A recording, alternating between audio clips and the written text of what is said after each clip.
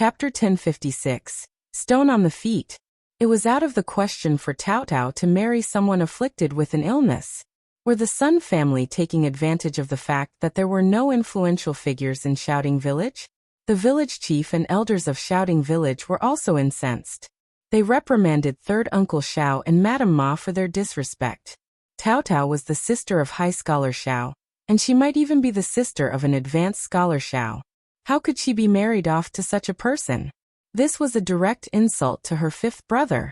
As Tao's biological sister, what kind of esteemed family could she be married into? The Sun family was undoubtedly in the wrong. Moreover, the marriage had never been finalized. It was merely mentioned informally. If the Shao family was unwilling, then it wouldn't happen. No one could argue otherwise. The Sun family displayed great arrogance. Madame Sun even shouted, "There's nothing wrong with our family. If you break your promise like this, it will tarnish your daughter's reputation. In the future, if you can't find a suitable family, come back and seek us out. It won't be so easy then." Ms. Fong was infuriated but couldn't help but burst into laughter. "Don't worry, my daughter isn't concerned about getting married. And who are you to question my integrity? Go confront whoever fed you this information." Throughout history, when it comes to marriage, it has been the parents who act as matchmakers. I have never heard of parents being bypassed, only for the neighbor's aunt to have the final say. What a ridiculous notion. Ms. Ma interjected, "Sister-in-law, you can't say that. Elder brother has already agreed to it." Ms. Fong retorted sharply, "Our families are worlds apart, or do you think I'm unaware of that? Did you forget about me when I'm away from home? You may inform your elder brother, but why did you hide it from me? I explicitly told you not to mention it again, yet you still came to my house to sow discord. What are you trying to achieve?" Ms. Fong sneered as she pointed at Ms. Ma and addressed Mrs. Sun. "My sister-in-law hails from a respected family, and her son is a promising scholar. He has a bright future ahead of him. If you're curious about their opinion, why not ask her? If she's so content with your family, she'd likely be willing to marry off her own daughter." Ms. Ma was taken aback. "What are you talking about? You don't want to? Ms. Feng's anger flared even higher. "If you're unwilling, how dare you claim that you're acting in Tao's best interest? Our Tao has a brother who's on his way to becoming an advanced scholar. Isn't he more suitable than your daughter?" "You." Ms. Feng's words ignited a furious response from Ms. Ma. Mrs. Sun's eyes gleamed with excitement as she looked at Ms. Ma, feeling a surge of confidence. She dared not entertain thoughts about the first section of the Shao family. If Ms. Fong didn't agree, then recommended man and the advanced scholar wouldn't agree either. Moreover, the entire Shouting Village would rally behind them. Most importantly, there had been no formal exchange of invitations between their families, and Ms. Fong had never given her consent to this marriage. Tao wasn't the least bit concerned about her reputation being affected. Mrs. Sun couldn't intimidate her. So what if she refused to give up? Though she was quite adept at causing trouble, little did she expect that the Fong family would stir up even more trouble. She couldn't emerge victorious, however. Since Ms. Ma had brought up the topic of marriage, it was only natural for her to seek clarification, right? Ms. Fong sneered, no longer invested in this matter, and firmly instructed eldest uncle to refrain from interfering. He wasn't allowed to mention anything about Tao's marriage ever again. Eldest uncle didn't utter a word, but he couldn't shake off his lingering annoyance. He wasn't foolish, yet he didn't want to view his second and third brothers in an overly negative light. Somehow he still held on to the belief that they weren't entirely to blame. If you find any errors, ads pop up, ads redirect, broken links, non-standard content, etc., please let us know report so we can fix it as soon as possible. Chapter 1057. Sad and disappointed. Every time something occurred, eldest uncle convinced himself that his brothers didn't intend it, that they must have had their reasons. Perhaps they were unaware of how things would escalate and didn't mean any harm. After all, despite women being known for their pettiness and scheming, the three of them were blood relatives. In their youth, second brother and third brother had respected and listened to him so much. Though they often quarreled, they never dared to lay a hand on him. He would always step in to mediate. Those were good times. How did it all change? He refused to believe it, or rather, he didn't want to believe it. Yet, with each passing event, his confidence teetered on the brink of collapse. He relied on his own convictions and support, but his two brothers repeatedly undermined him. He could no longer contain his emotions. As much as he wished to trust them, he had no choice but to surrender to the truth. The harsh reality hit him the hardest. He wanted to avoid it, but it was impossible. This matter involved his children. How could he evade it? Eldest uncle was overcome with disappointment and anguish, rendering him unusually quiet. Misinterpreting his silence as guilt, Ms. Fong, infuriated, paid no attention to him. She desired nothing more than his silence. Only when he promised not to interfere in the family affairs concerning the children did Ms. Fong find some solace. Ms. Sun proved to be clingy indeed. While Ms. Fong observed the unfolding drama from the sidelines, she gathered her composure and made sure Ms. Ma faced the consequences. Ms. Ma was filled with anger, regret, and fear. How could she not be frightened?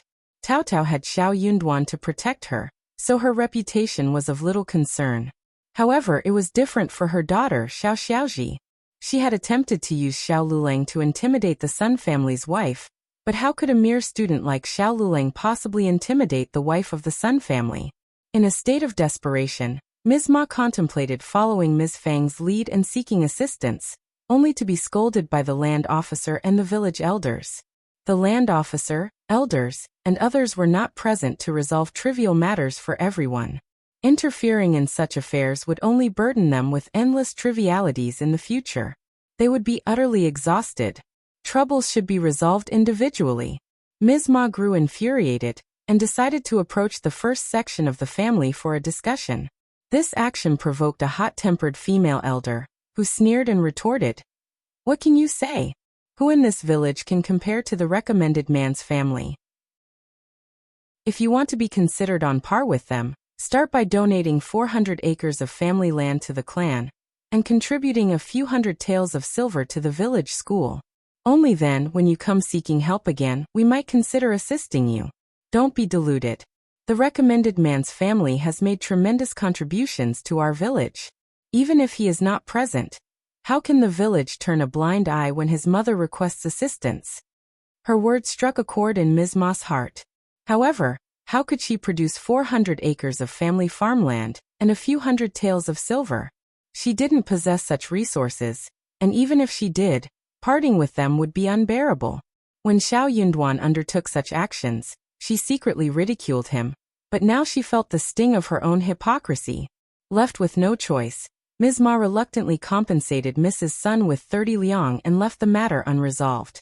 She felt immense remorse for the money spent and, along with third uncle, approached eldest uncle in private to express their grievances, hoping he would make amends. If you find any errors, ads pop up, ads redirect, broken links, non-standard content, etc., please let us know. Report so we can fix it as soon as possible. Chapter 1058. Waiting. But eldest uncle informed them that he had no money, and that all the money in the household belonged to Ms. Fong. As a result, they hesitated to ask Ms. Fong for it, fearing they might face physical retribution. Ms. Ma and third uncle grew even more frustrated. They didn't dare to approach Ms. Fong for the money. They would likely end up enduring a few slaps instead. Ms. Fong, aware of their loss of 30 liang, coldly smiled and felt a sense of relief. Since she had recently severed ties with the second section of the family, it wasn't the right time to cut off her relationship with the third section. Thus, Ms. Fong chose not to mention it. In short, the third section had brought trouble upon themselves, and they were the ones suffering the consequences. Ms. Fong didn't want Shao Yunduan to be bothered by this issue, so she refrained from informing him or Qiao Xian about it, nor did she allow her family to mention it. Nevertheless, she took Cao Cao's family matter seriously. Shao Yunduan had become an official with a promising future. With Qi being absent, many people had their eyes on Cao Cao. It was needless to say that the second section of the family was no longer suitable. The third section had learned their lesson and no longer entertained the idea. However, Ms. Fong worried about the possibility of someone intentionally luring Cao Cao. Cao Cao was an innocent girl who had never experienced the world, so there was concern about her being seduced. That was Ms. Feng's primary worry. After expressing her thoughts, Ms. Feng let out a sigh. Think it over and decide for me. What should we do about Tao Tao? It would be wonderful if we could settle this before you come to the capital. Hearing these words, Shao Yunduan and Qiao Xian exchanged glances and smiled helplessly. Marriage wasn't something that could be resolved so easily, especially when it involved Tao Tao. Being the only girl in the family, Shao Yunduan couldn't afford to be careless. Even if Tao Tao married a man of questionable character and had her family's support, it would ultimately bring her pain and suffering. After Ms. Feng departed, Qiao Xian gazed at Shao Yunduan with a smile. This is quite a challenging situation, isn't it? Shao Yunduan nodded and pulled her into his embrace. You always have brilliant ideas. Why don't you share your thoughts with me? Qiao Xian pondered for a moment. I believe there is no one in the surrounding villages, including the county city, who is truly deserving of Tao Tao. Shao Yunduan. He didn't know whether to laugh or sigh, but upon careful consideration, Qiao Xian's observation seemed to hold some truth. Darling, don't forget. Qiao Xian swatted away his playful hands. Tao Tao has a substantial amount of personal wealth, at least 1,000 taels, right? When she gets married, her family will provide a generous dowry, and we will contribute significantly as well. So, who else in the countryside can measure up to her? Qiao Xian continued. Furthermore, look at how skilled Tao Tao has become. She knows everything, especially when it comes to making lipstick.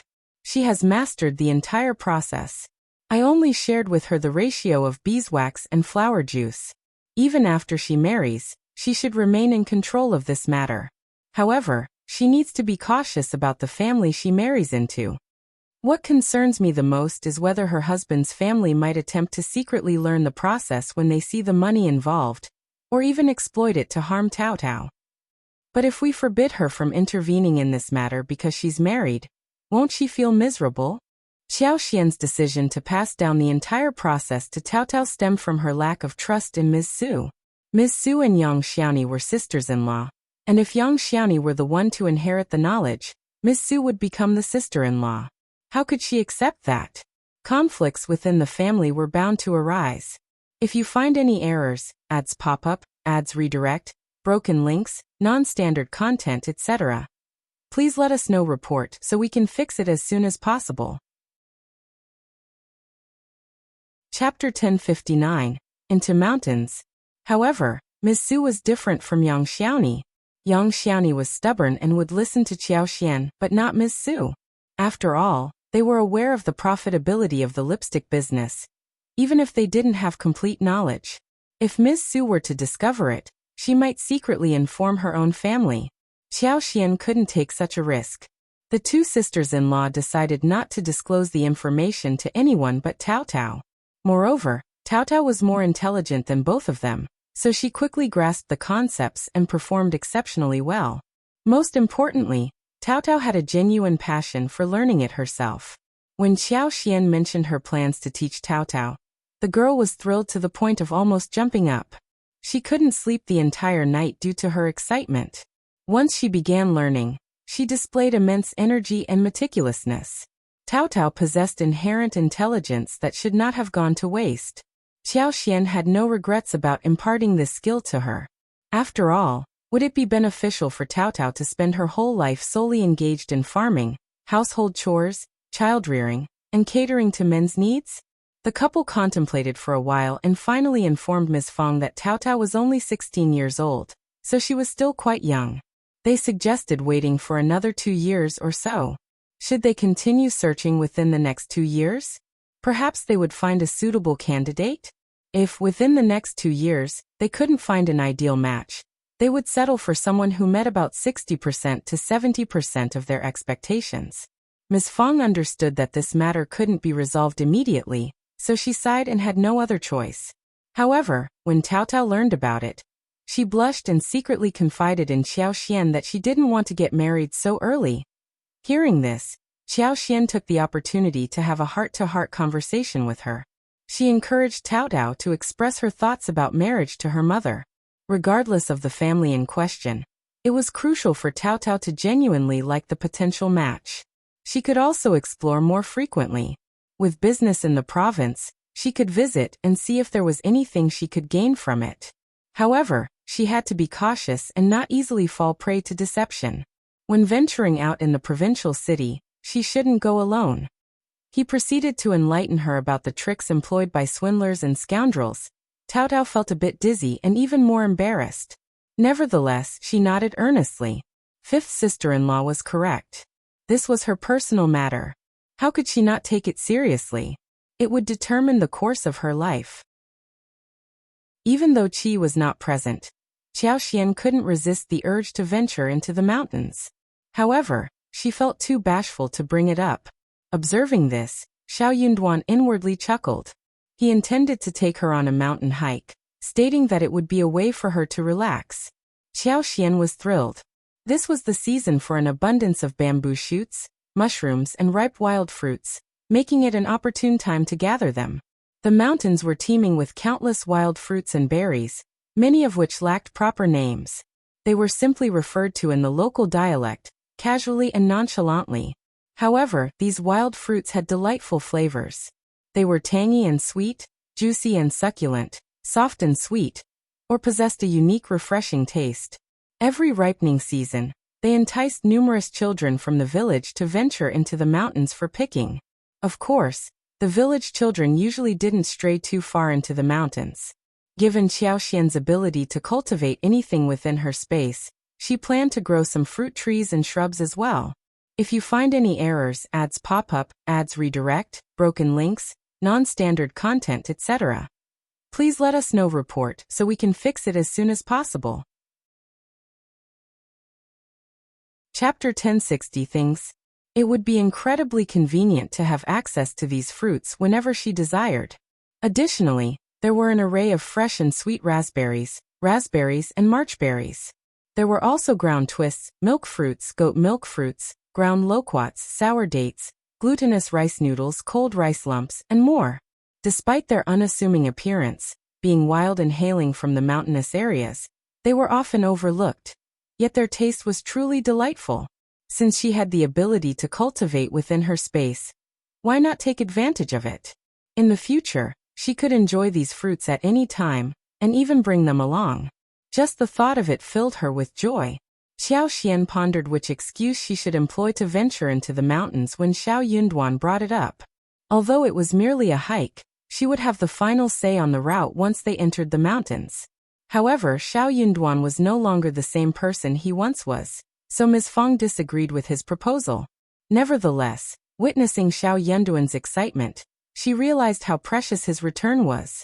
She didn't know when he would have the opportunity to return again, so she couldn't bear to turn him down. Thus, she instructed Shao Dalong, Shao Sanlang, Yang Xiaoni, Tao, and others to accompany him and not venture too deep into the mountains or stay there for too long.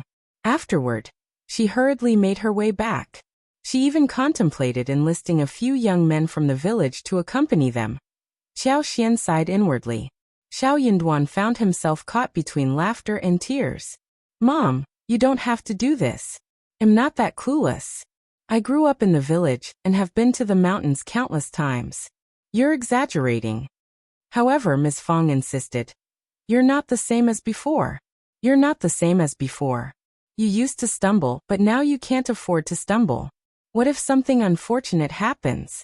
No, I'm just being silly. It doesn't count." Shao Dalong and Shao Sanlang concurred with Ms. Fang's sentiments. She gazed at Shao Yunduan as if he were a delicate treasure. Qiao couldn't contain her amusement any longer and playfully winked at Shao Yunduan. The young official, the hope of the entire village, truly lived up to his noble status. How could she possibly compare? In the end, despite Shao Yunduan's insistence, they decided against summoning the villagers. However, Shao Dalong, Shao Sanlang, Yang Xiaoni, and the others were required to accompany them and were prohibited from staying in the mountains for too long. Shao Yunduan had no choice but to agree. As they ventured into the mountains, Qiaoxian's spirit soared. She found delight in every corner and wore an unwavering smile. Tao Yang Xiaoni and the others were equally joyous. "It's been so long since I last came here. I've missed it dearly."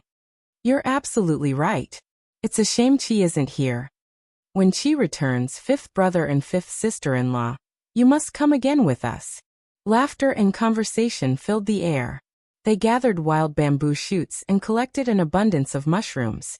They also plucked ripe wild fruits and berries, savoring their flavors. Although they refrained from hunting wild animals, they found their experience to be immensely fulfilling. Qiao Xian snapped off branches of wild fruits and berries, placing them into her space. She had acquired everything she desired.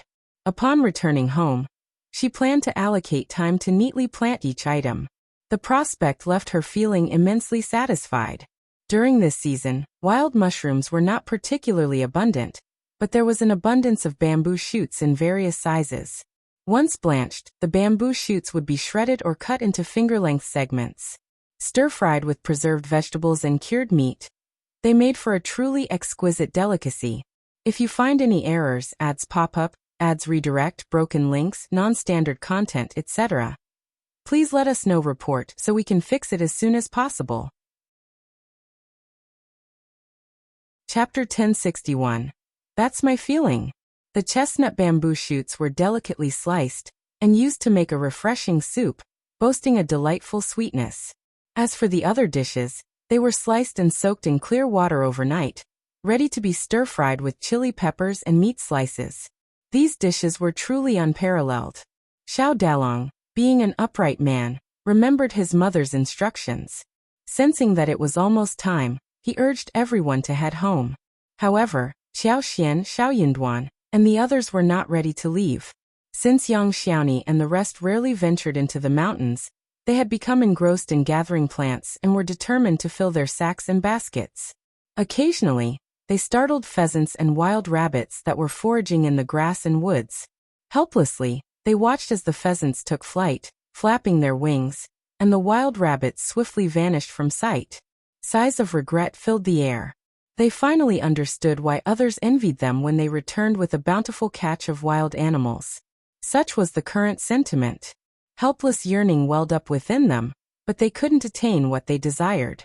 It was simply an insatiable craving. Of course, Qiao Xian felt this most profoundly. After all, others were limited in the number of pheasants and wild rabbits they encountered. Unlike her, she had witnessed countless. There were not only pheasants and wild rabbits, but also hares, wild sheep, wild boars, and more. In the past, with Qi by her side, she could easily secure a successful hunt if she led the way. Once they had enjoyed themselves and amassed a fruitful harvest, they made their way back to the village. Ms. Fong stood at the village entrance, eagerly awaiting their return. Upon seeing their joyous expressions, she held back her reproachful words. Never mind. She wouldn't dampen the mood this time, but she wouldn't allow it to happen again in the future. Shao Yunduan, not wanting his mother to worry, took Qiao Xian to explore the nearby hills for 3 or 4 days. The two of them strolled hand in hand, undisturbed by anyone, enjoying their time amidst the lush green mountains. Each day, Qiao Xian would request her family to gather the ingredients, and if needed, Songshi would travel to the city to purchase them. Qiao Xian would then cook 2 of her finest dishes, and they would savor the flavors together. Sesame chicken, ginger-infused duck, pickled vegetables, conch broth, lion's head meatballs, braised pork, seafood soup, braised fish head, braised pig's trotters, and many more dishes made dinner a delightful anticipation for the family each day. In the blink of an eye, it was time for Shao Erlang's wedding. Ms. Niu, being a playful character, had conveniently fallen ill 2 days prior, claiming she couldn't do anything and needed to stay in bed. Shao Erlang knew that his mother had reservations about his marriage to Mei Qing, so he attempted to ask her to handle the matter for him. However, Ms. Niu scolded him, saying, "You have a wife now and you've forgotten about your mother. I showered you with love for nothing. Can't you see that I'm unwell and unable to move? Do you expect me to take care of it for you? Do you want me to exhaust myself to death? If you really want me to handle it, fine. Why don't we change the date? We can reschedule it. Once I'm better, we can manage it together." Shao Erlang's expression darkened, and he fell silent. All right. Ms. Yen paid no mind to the situation. She had been in charge of most things from the beginning to the end. If there was something she didn't understand, she sought assistance from Ms. Fong. Seeing Ms. Fang's willingness to help, the villagers enthusiastically lent their support, ensuring everything went smoothly. Since Ms. Niu insisted on feigning illness, they let her be. As the bride and groom were soon to be married again, there was no need to be overly fussy about the arrangements. In fact, they didn't bother with any elaborate preparations at all. If you find any errors, ads pop up, ads redirect, broken links, non-standard content, etc., please let us know. Report so we can fix it as soon as possible. Chapter 1062. Shao Erlang's marriage. There were only about 10 tables set up for the wedding banquet, where their neighbors, close relatives, and friends were treated to a meal. Thus, on the day of the bridal escort, everything proceeded as usual. Ms. Niu was so furious that she didn't even make an appearance. Initially, Mei Qing felt a bit disgusted, but when Ms. Yen brought her dinner, she reassured her with a smile. Cousin, no second sister-in-law, let her be. Our mother-in-law has always been like this. The more she goes overboard, the guiltier second brother feels towards you, and that's a good thing. I don't believe we can't handle her. Ms. Yen winked at her, and Mei Qing smiled back, feeling much better. Even if Shao Erlang couldn't handle the situation, he would undoubtedly feel remorseful after being mistreated today, making it easier to deal with Ms. Niu. Mei Qing firmly held Ms. Yan's hands and sighed, saying, Jiao, you and I are family now. I will never forget your kindness. Let's live a good life from now on. Ms. Yen understood that Mei Qing was referring to her own family, so she replied with a smile, Sister-in-law, don't say that. There is no need to mention kindness. Honestly, if second brother were to marry someone else, why shouldn't it be you, sister-in-law? We're already familiar with each other, aren't we? That's true. The two of them exchanged smiles and glanced at each other. Even though Ms. Niu was ill and absent, it didn't impact the overall situation. Second marriages were not highly valued to begin with, so Mei Qing didn't feel too aggrieved.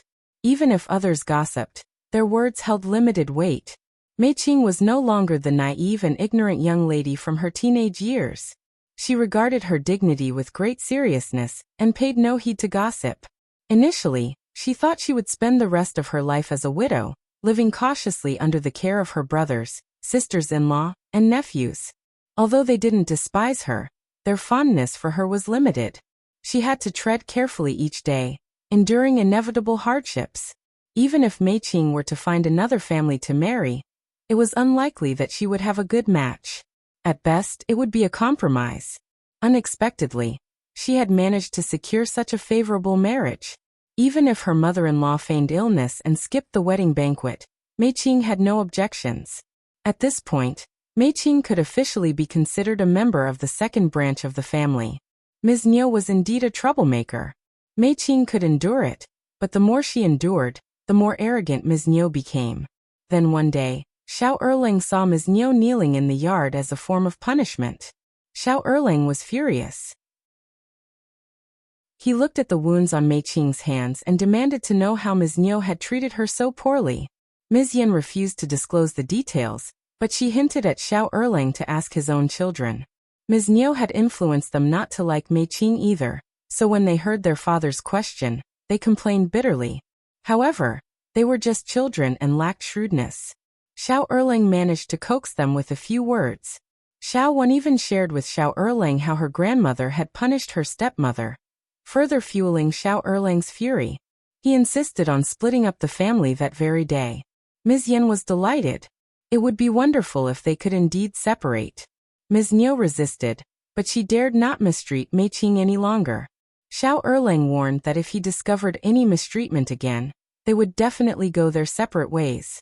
As the eldest son, Shao Erlang had lived with Ms. Niu and his younger brother after the separation. However, if they were to separate now, Mei Qing would become the mistress of the family, which would bring about a significant change. If you find any errors, ads pop up, ads redirect, broken links, non-standard content, etc., please let us know. Report so we can fix it as soon as possible. Chapter 1063. Dodging. They also requested that Shao Erlang teach them a lesson. Ms. Niu was forbidden from interfering any further, so they asked Mei Qing to discipline them. If they dared to be rude again, they would report it to him. and he would take appropriate action. Shao Wan and Shao Xianwen were still young and, after being frightened by their biological father, they didn't even dare to cry, let alone cause trouble. Mei Qing may not have been particularly fond of them, but she knew she had to treat them well. After all, they were Shao Erlang's eldest son and daughter. If Shao Erlang found out that she mistreated them, she wouldn't be able to stay in the family. If she were to get divorced and return to her maternal family, it was doubtful if she would even be welcomed there anymore. Mei Qing and Ms. Yan, being cousins and sisters-in-law, had a good relationship and could stand up to Ms. Niu, their mother-in-law. It became difficult for Ms. Niu to cause trouble and create conflicts all day long. She couldn't even manage her own affairs, let alone find fault with others. That would come later, once Qiao Xian and Shao Yunduan had already moved to the capital. On Mei Qing's wedding day, Ms. Fong and her daughter-in-law also attended the wedding banquet. Thanks to Shao Yunduan, Ms. Fong was in the spotlight. Whether they knew each other or not, people approached her to greet and exchange pleasantries. Even Ms. Su and Yang Xiaoni were surrounded by an enthusiastic crowd. Where was Qiao Xian? Ms. Fong had asked her to leave after making an appearance. If she were here, even more people would be vying for her attention. Qiao Xian was happy to step aside. As for Tao Tao, she didn't appear at all. As for the male guests, Shao Yunduan only approached them once they were seated. Although they were not close relatives, they were still from the same community, so it would have been inappropriate for them not to attend. Ms. Niu was too sick to attend, otherwise she would have been disgusted. But even if she felt disgusted, she couldn't drive away the first section of the family. It would be giving the second section of the family face by coming. If they didn't come, it would be even more embarrassing for the second section of the family in the future. Ms. Niu was right. One should never hit a smiling person. Ms. Fong agreed with a smile. As long as she came forward to greet them, she could chat with anyone, whether she knew them or not. As time went on, Ms. Fong started to feel annoyed, but she had to tolerate it. In her daily life, she had argued with the head of the family quite a bit. No one was allowed to be arrogant or look down on others, including her. Unexpectedly, as she spoke those words, some people felt that something was amiss, seeing that Ms. Fong was so amicable. Ms. Niu's cousin, Ms. Niu Sr., had been sitting next to Ms. Fong with a smile since she arrived. Somehow, upon hearing that Shao Yunduan had been appointed as an official in the capital, she said with a smile, "Old Master Primus is so far away from the capital, and it's not good to have no one from our place. Mr. Primus, don't forget the customs of your hometown." Ms. Fong was taken aback and responded with a smile, "My fifth son is not that kind of person. He will never forget his roots." "I'm not forgetting my roots. Wouldn't it be nice to have a fellow villager with me? Someone I can feel close to within a region?" Seeing Ms. Fong looking at her, Ms. Niu Sr. grew excited and said with a smile, "My daughter is only 16 years old this year, and she's beautiful, well-mannered, and hard-working. Sister-in-law, all you have to do is give your approval and let her come to your house tomorrow. If you find any errors, ads pop up, ads redirect, broken links, non-standard content, etc., please let us know report so we can fix it as soon as possible." Chapter 1064. Targeted. It is indeed a blessing for her to have the opportunity to follow Mr. Primus and take care of him. It doesn't matter whether she becomes the second or third section of the family. Sister-in-law, you're a practical person, and Mr. Primus is also kind-hearted. He would never mistreat her. When my youngest daughter was little, a traveling Taoist priest even bestowed his fortune upon her. He said that she would encounter a benefactor in her life, and would surely have a noble son in the future. She will be blessed abundantly. Haha, sister-in-law, look, this is not what she should be doing. Speaking of nobles, who could be more distinguished than the Primus? Ms. Niu Sr. didn't believe that Ms. Fong wouldn't be concerned about the Primus child, since his wife hadn't given birth yet. Her daughter was blessed and leading a good life. Ms. Niu Sr. wasn't worried that she wouldn't be enticed. Ms. Niu Sr. felt quite proud. Surprisingly, Ms. Niu Sr. wasn't the only visitor to Ms. Fong today. Everyone witnessed how the Shao family transformed from an ordinary farming family into an illustrious one. Shao Yunduan, who believed he was fortunate to be chosen as the first Primus, couldn't attribute it solely to luck. Young Xiani's former siblings and sister-in-law were so ashamed that they wanted to bang their heads against the wall. Initially, everyone was resentful and envious, but now their envy was complete. Since the officials had already gone to the capital, what was there to doubt? While they were envious, they couldn't help but feel excited. If they could establish some connections, would they have to worry in the future? Many people had their eyes on Shao Yunduan the moment he returned. The Primus held an official position in the capital, so it was only natural for him to take a concubine. Furthermore, since Ms. Qiao hadn't given birth, how could she tolerate someone else? If their own daughter gives birth to a son before him, they would become the eldest son. Why should they fear not receiving affection? While others might have had similar intentions, they didn't dare to voice them aloud. However, Ms. Niu Sr. couldn't contain herself and said it with a smile. As Ms. Niu Sr. spoke, she even mentioned all the traveling Taoists, though no one knew if they were genuine or not. Nevertheless, everyone worried that Ms. Fang might believe them, so they began recommending their own daughters. My daughter is also highly capable and knows how to take care of others. My daughter is renowned for her beauty in our village. All the girls who marry from our family are well-mannered. My youngest daughter will undoubtedly be the same. And as for my household, observing this, Ms. Niu Sr. became both angry and anxious. She exclaimed, "You're all so wicked. I was the first to suggest it. Why are you fighting over it? It's utterly unreasonable. Why would others fear her words? Oh, Auntie Niu, it's you who's being unreasonable. So what if you mentioned it first? Claiming it's your house. What a joke." "That's correct. We should decide whose daughter it is. If you're afraid of comparisons, then don't say anything. My daughter is the finest. Our family is excellent." Ms. Niu Sr. was so furious that she nearly got into a physical altercation. Ms. Fang became so angered that she burst into laughter and snapped, "Stop arguing. It's Erlang's day today, and we're all here for the wedding banquet and celebration. Why are you making such a ruckus?" Immediately, someone flattered her. After all, she's sister-in-law Fang. What she said makes sense. Absolutely. The others didn't want to be left behind. That's right, that's right. If you have something to say, say it. It's unsightly to be so noisy. Absolutely correct. If you find any errors, ads pop up, ads redirect, broken links, non-standard content, etc., please let us know. Report so we can fix it as soon as possible.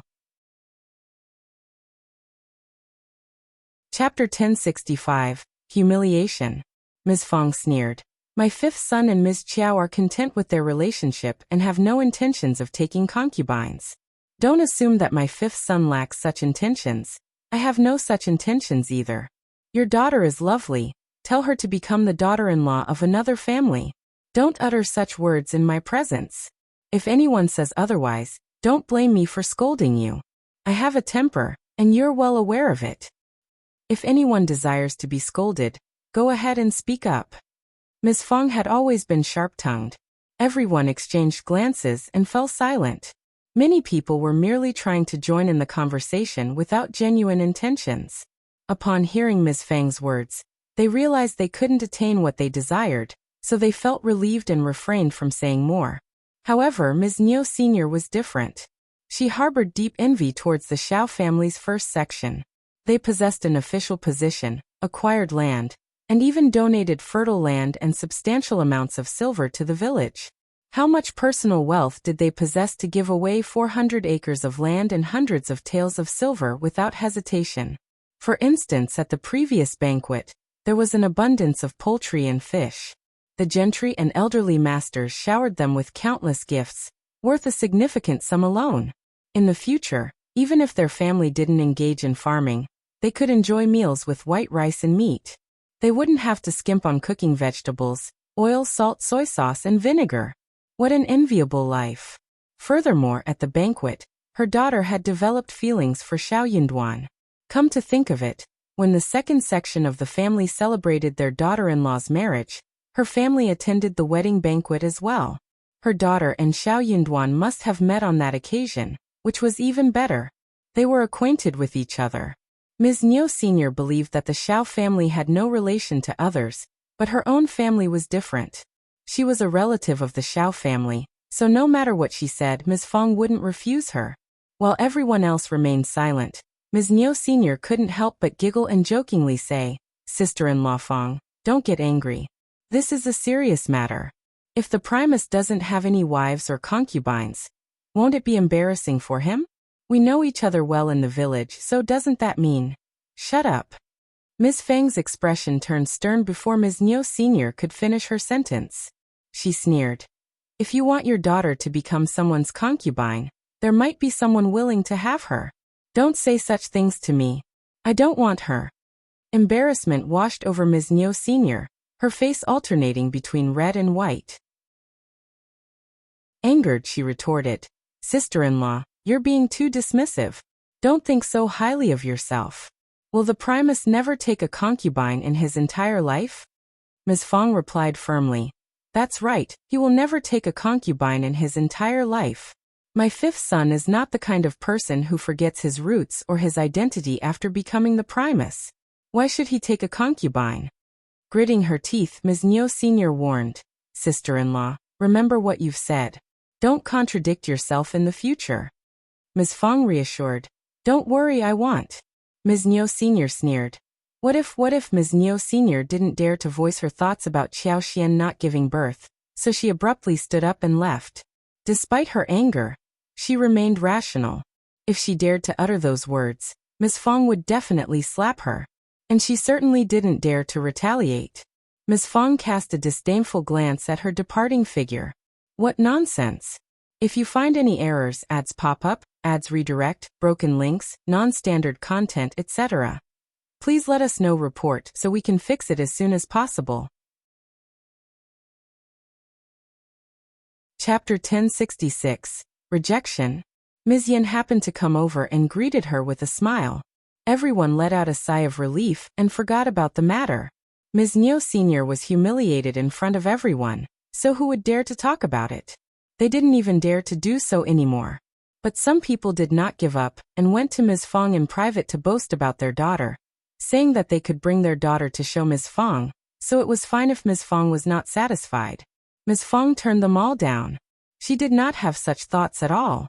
Why was she looking at his daughter? How wicked! Shao Yunduan had told her in detail that although he was an official in the capital, he was just a minor official. A minor official like him had at least 1,000 people in the capital, so it was nothing. She was even less arrogant. It was still too early for her son to go further in the future. Qiao Xian knew about it too, so she took Shao Yunduan's hand and sobbed. "Do you think I didn't give birth to a son or a daughter for you? Look, so many people feel that you've suffered and are rushing to give you a new wife." Shao Yunduan was caught between laughter and tears as he comforted her with his arms around her. "We don't care about anyone else, but you can care about me. I don't know how to do that. Besides, we have only been married for a short time, so we don't have any children yet. Don't let one's imagination run wild." Qiao Xian got teary-eyed and grabbed the chink in one's armor. "What if we have been married for 2 or 3 years and have no children? Then you are going to take concubines and make me angry? No, no, no. Of course not. I think that's what you meant earlier." "Absolutely not." Shao Yunduan kissed her face, lips, eyebrows, and refused to let go. "You are my wife, so of course I only want you. What if we don't have any children in the future? Don't talk nonsense." Shao Yunduan covered her mouth. "There will not be any." Qiao Xian was not convinced. "What if?" "There's no what if." "Bah." Qiao Xian was not convinced. "What if? What if?" That was not something that could be controlled by human power. What if? The more Qiao Xian thought about it, the more confused she became. She was pretending to cry, but she actually ended up squeezing out a few tears.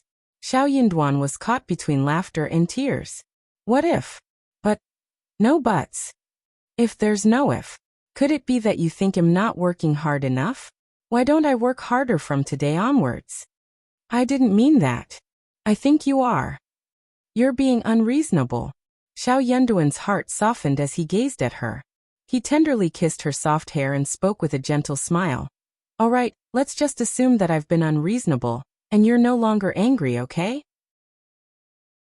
Qiao Xian pursed her lips, realizing that it wouldn't be productive to dwell on negative thoughts.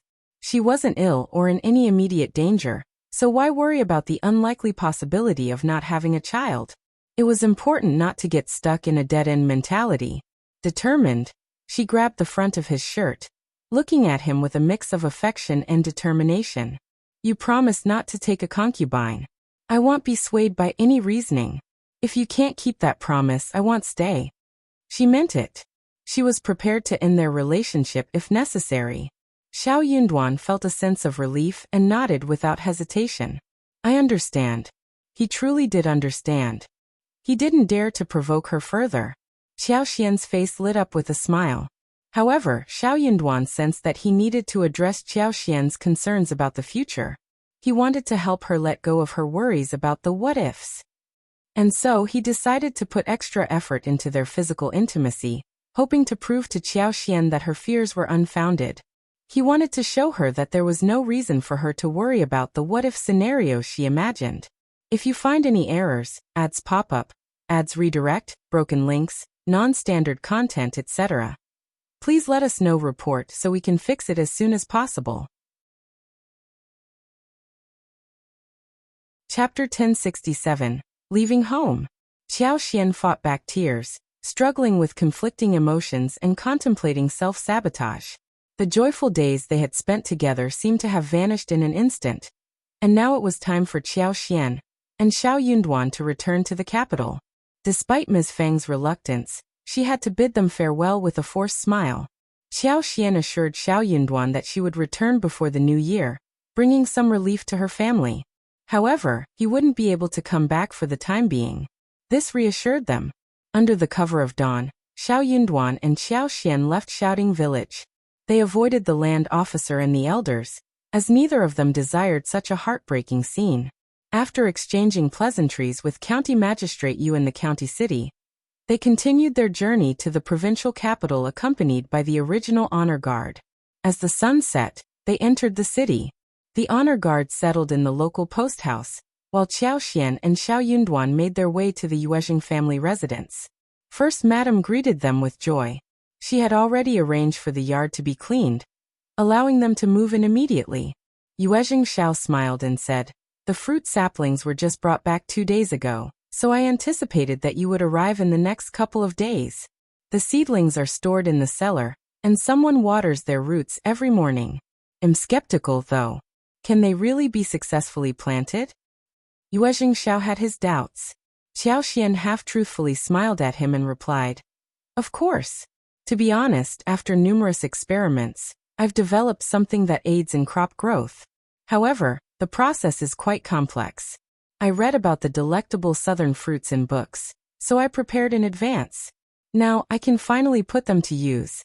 I'm confident they'll work well with dragon fruits and papayas, but am uncertain about the longan fruits, lychees, mangoes, and so on. If they prove to be effective, we'll have a bountiful harvest of fruits next year. I guarantee they'll be highly sought after in this region."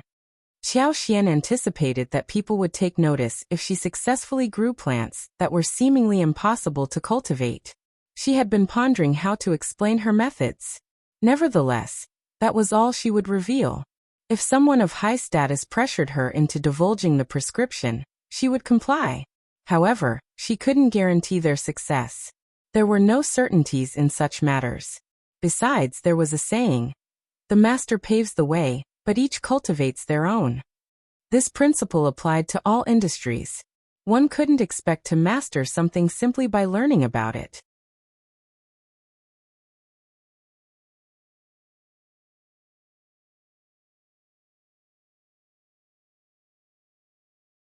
Chapter 1068. Fruit Planting. There were even wampis and Japanese raisin trees among the assortment. Yuezheng Shao's men demonstrated great professionalism. Not only were the trees planted on the mountainside, but Qiao Xian's space was also utilized. Due to the limited time, they hired numerous workers to assist with planting the fruit saplings this time. Their goal was to complete the planting within 3 days. Observing that the dragon fruits and papayas were ripe, Qiao Xian harvested some and shared them with the Sigh family, the magistrate, and First Madam. They tasted the fruits in a nonchalant manner. appreciating their flavors with casual indifference. The flesh of the fire dragon fruit was thick, sweet, and juicy. The papaya flesh was vibrant, plump, soft, and sweet. These were rare and precious fruits, ensuring that they could be sold at a good price without any concerns. Moreover, these two fruits were excellent ingredients for fruit tea and dessert beverages. Their combinations allowed for innovative creations. Qiao Xian visited a few stores to experiment with different recipes, which invigorated and enlightened her. She came up with a few new variations. Shao helped Qiao Xian find several managers and assistants.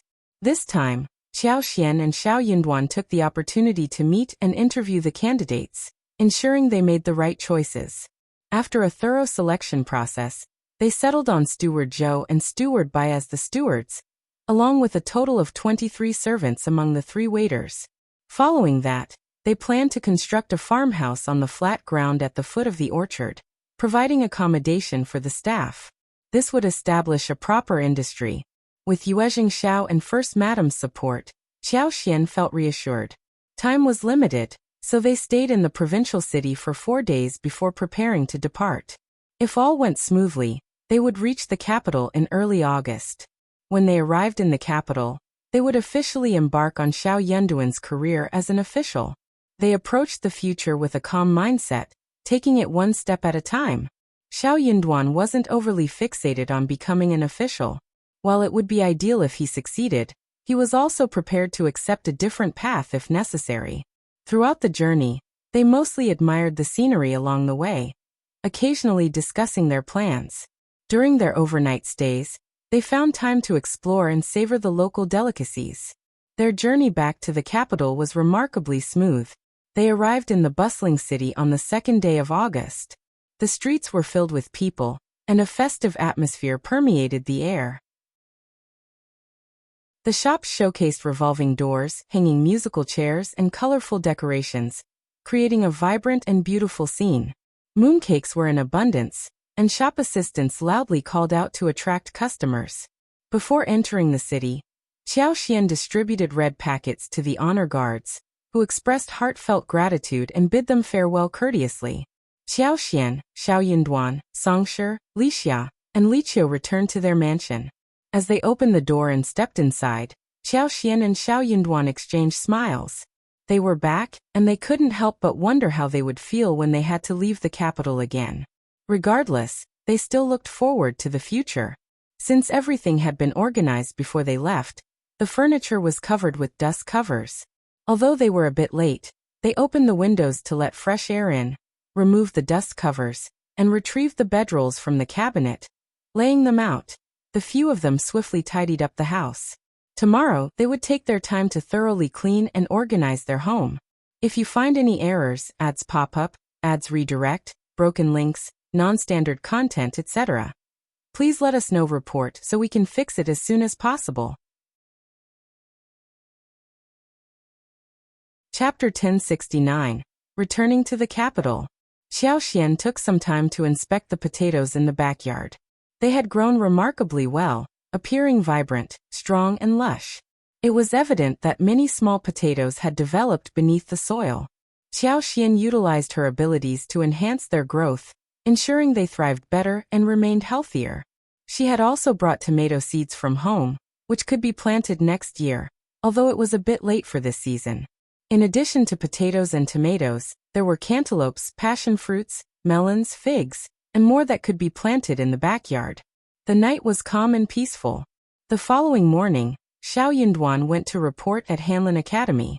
Meanwhile, Qiao Xian, Li Xia, and Li Qiao cleaned up the yard and the house before venturing out to buy essential household items such as oil, salt, soy sauce, vinegar, firewood, grains, fruits, and vegetables.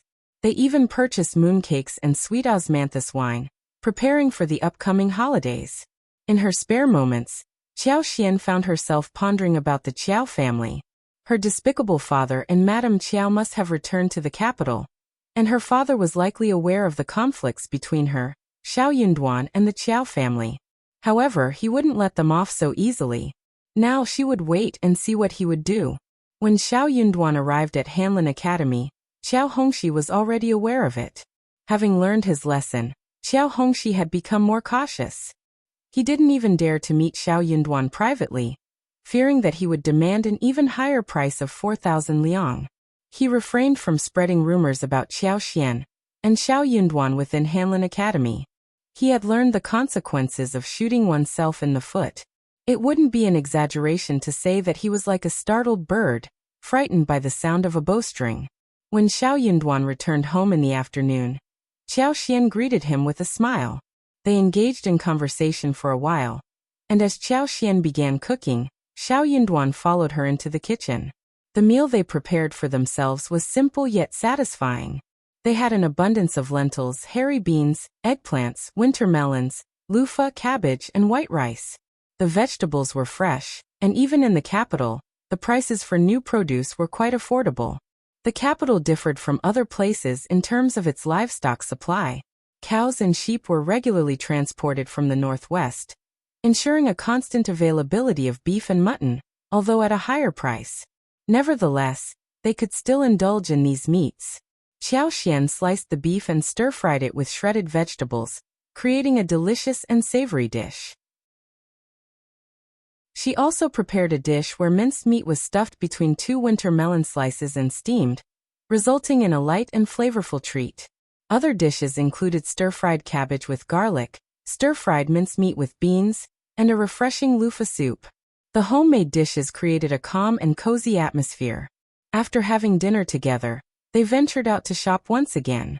The location of their new home was ideal. It was surrounded by lively department stores and night markets, with a nearby lake that made it perfect for an after-dinner stroll. As they walked leisurely, their demeanor naturally shifted. Being husband and wife, their actions subconsciously became more intimate, although they made sure not to draw excessive attention to themselves during the night. A vendor caught their attention with a basket of carnations and sweet osmanthus branches, emitting a captivating fragrance. Qiao Xian couldn't resist and bought a few to bring home. Shao Yunduan held the bouquet for her, examining it closely. He plucked the best pink carnation and delicately placed it on her sideburns. The beautiful flowers complemented her, making her appear even more adorable. Qiao Xian raised her hands and smiled, feeling a lightness in her steps. She looked at Shao Yunduan and sensed a newfound buoyancy within herself. The following morning, when Qiao Xian woke up, it was already late in the morning. Shao Yunduan had already left for his duties at Hanlin Academy. Feeling a sense of tranquility and lacking any disturbances, Qiao Xian smiled, rolled up the blanket, and decided to return to sleep, acknowledging the need to rest her weakened body. If you find any errors, ads pop up, ads redirect, broken links, non-standard content, etc., please let us know. Report so we can fix it as soon as possible. Chapter 1070, Daily Life. Qiao Xian slowly awakened, realizing it was already close to noon. Li Qiao and Li Xiao efficiently managed the household chores, and even took care of purchasing vegetables. Songshi lazily sat beneath the eaves of the east wing, casually munching on melon seeds to pass the time. As a 7th-grade editor, Shao Yunduan couldn't bring a follower to work. Thus, Songshi had nothing to occupy him after accompanying Shao Yunduan to Hanlin Academy every day. Observing his idle state, Qiao Xian thought about starting a shop or acquiring some land for a business venture. This would provide Songshi with tasks and responsibilities. Otherwise, he would have little to do for extended periods. However, Qiao Xian worried that if he had too much free time, he might be influenced by others and led astray. Being a 10-year-old boy, the dazzling allure of the capital could easily overwhelm him. Given that he was one of Shao Yunduan's men, they couldn't afford to take any risks. Having made up her mind, Qiao Xian planned to discuss with Shao Yunduan the idea of purchasing a small shop to test the waters and determine what kind of business to undertake. Nevertheless, she didn't rely on this venture to generate income. Since Qiao Xian woke up late, she combined breakfast and lunch. However, her appetite was lacking at the moment. Therefore, she asked Li Xia to prepare a bowl of prawns, meat slices, mushrooms, and vegetables. The wheat in the northern region yielded robust grains, resulting in sturdy handmade noodles. Despite her reduced appetite, Qiao Xian devoured a large bowl of them. It seemed she had expended quite a bit of energy the previous day, warranting some nourishment. Unexpectedly, as she finished her hearty meal and admired the flowers and plants in the courtyard to aid digestion. A knock echoed at the courtyard door. Songshur finally had a task to attend to. He eagerly rushed to open the door with great enthusiasm. An elderly woman accompanied by a maidservant stood at the door. She exuded a sense of dignity, but her expression held a hint of arrogance. With disdain in her eyes, she looked at Songshur. Though inwardly irritated, Songshur refrained from throwing a tantrum. He couldn't afford to delay matters concerning the masters. Suppressing his displeasure, he put on an obsequious smile and asked, "May I ask where you are from, madam?" The old woman snorted. "I am from the Qiao family. Your madam knows who I am. Tell her to come out." Songshur was taken aback, but managed to maintain a lazy expression. Not wanting to make any mistaken moves, he replied, "Which Qiao family? The one on West 6th Street in Liuji Alley?" The old woman sneered. "Yes, that's the one." His smile immediately vanished as he nonchalantly said, "Very well, please wait. I will report this." He abruptly closed the courtyard door, paying no mind to the old woman's reaction or feelings. Rushing over, he informed Qiao Xian, "Madam, the Qiao family is shameless.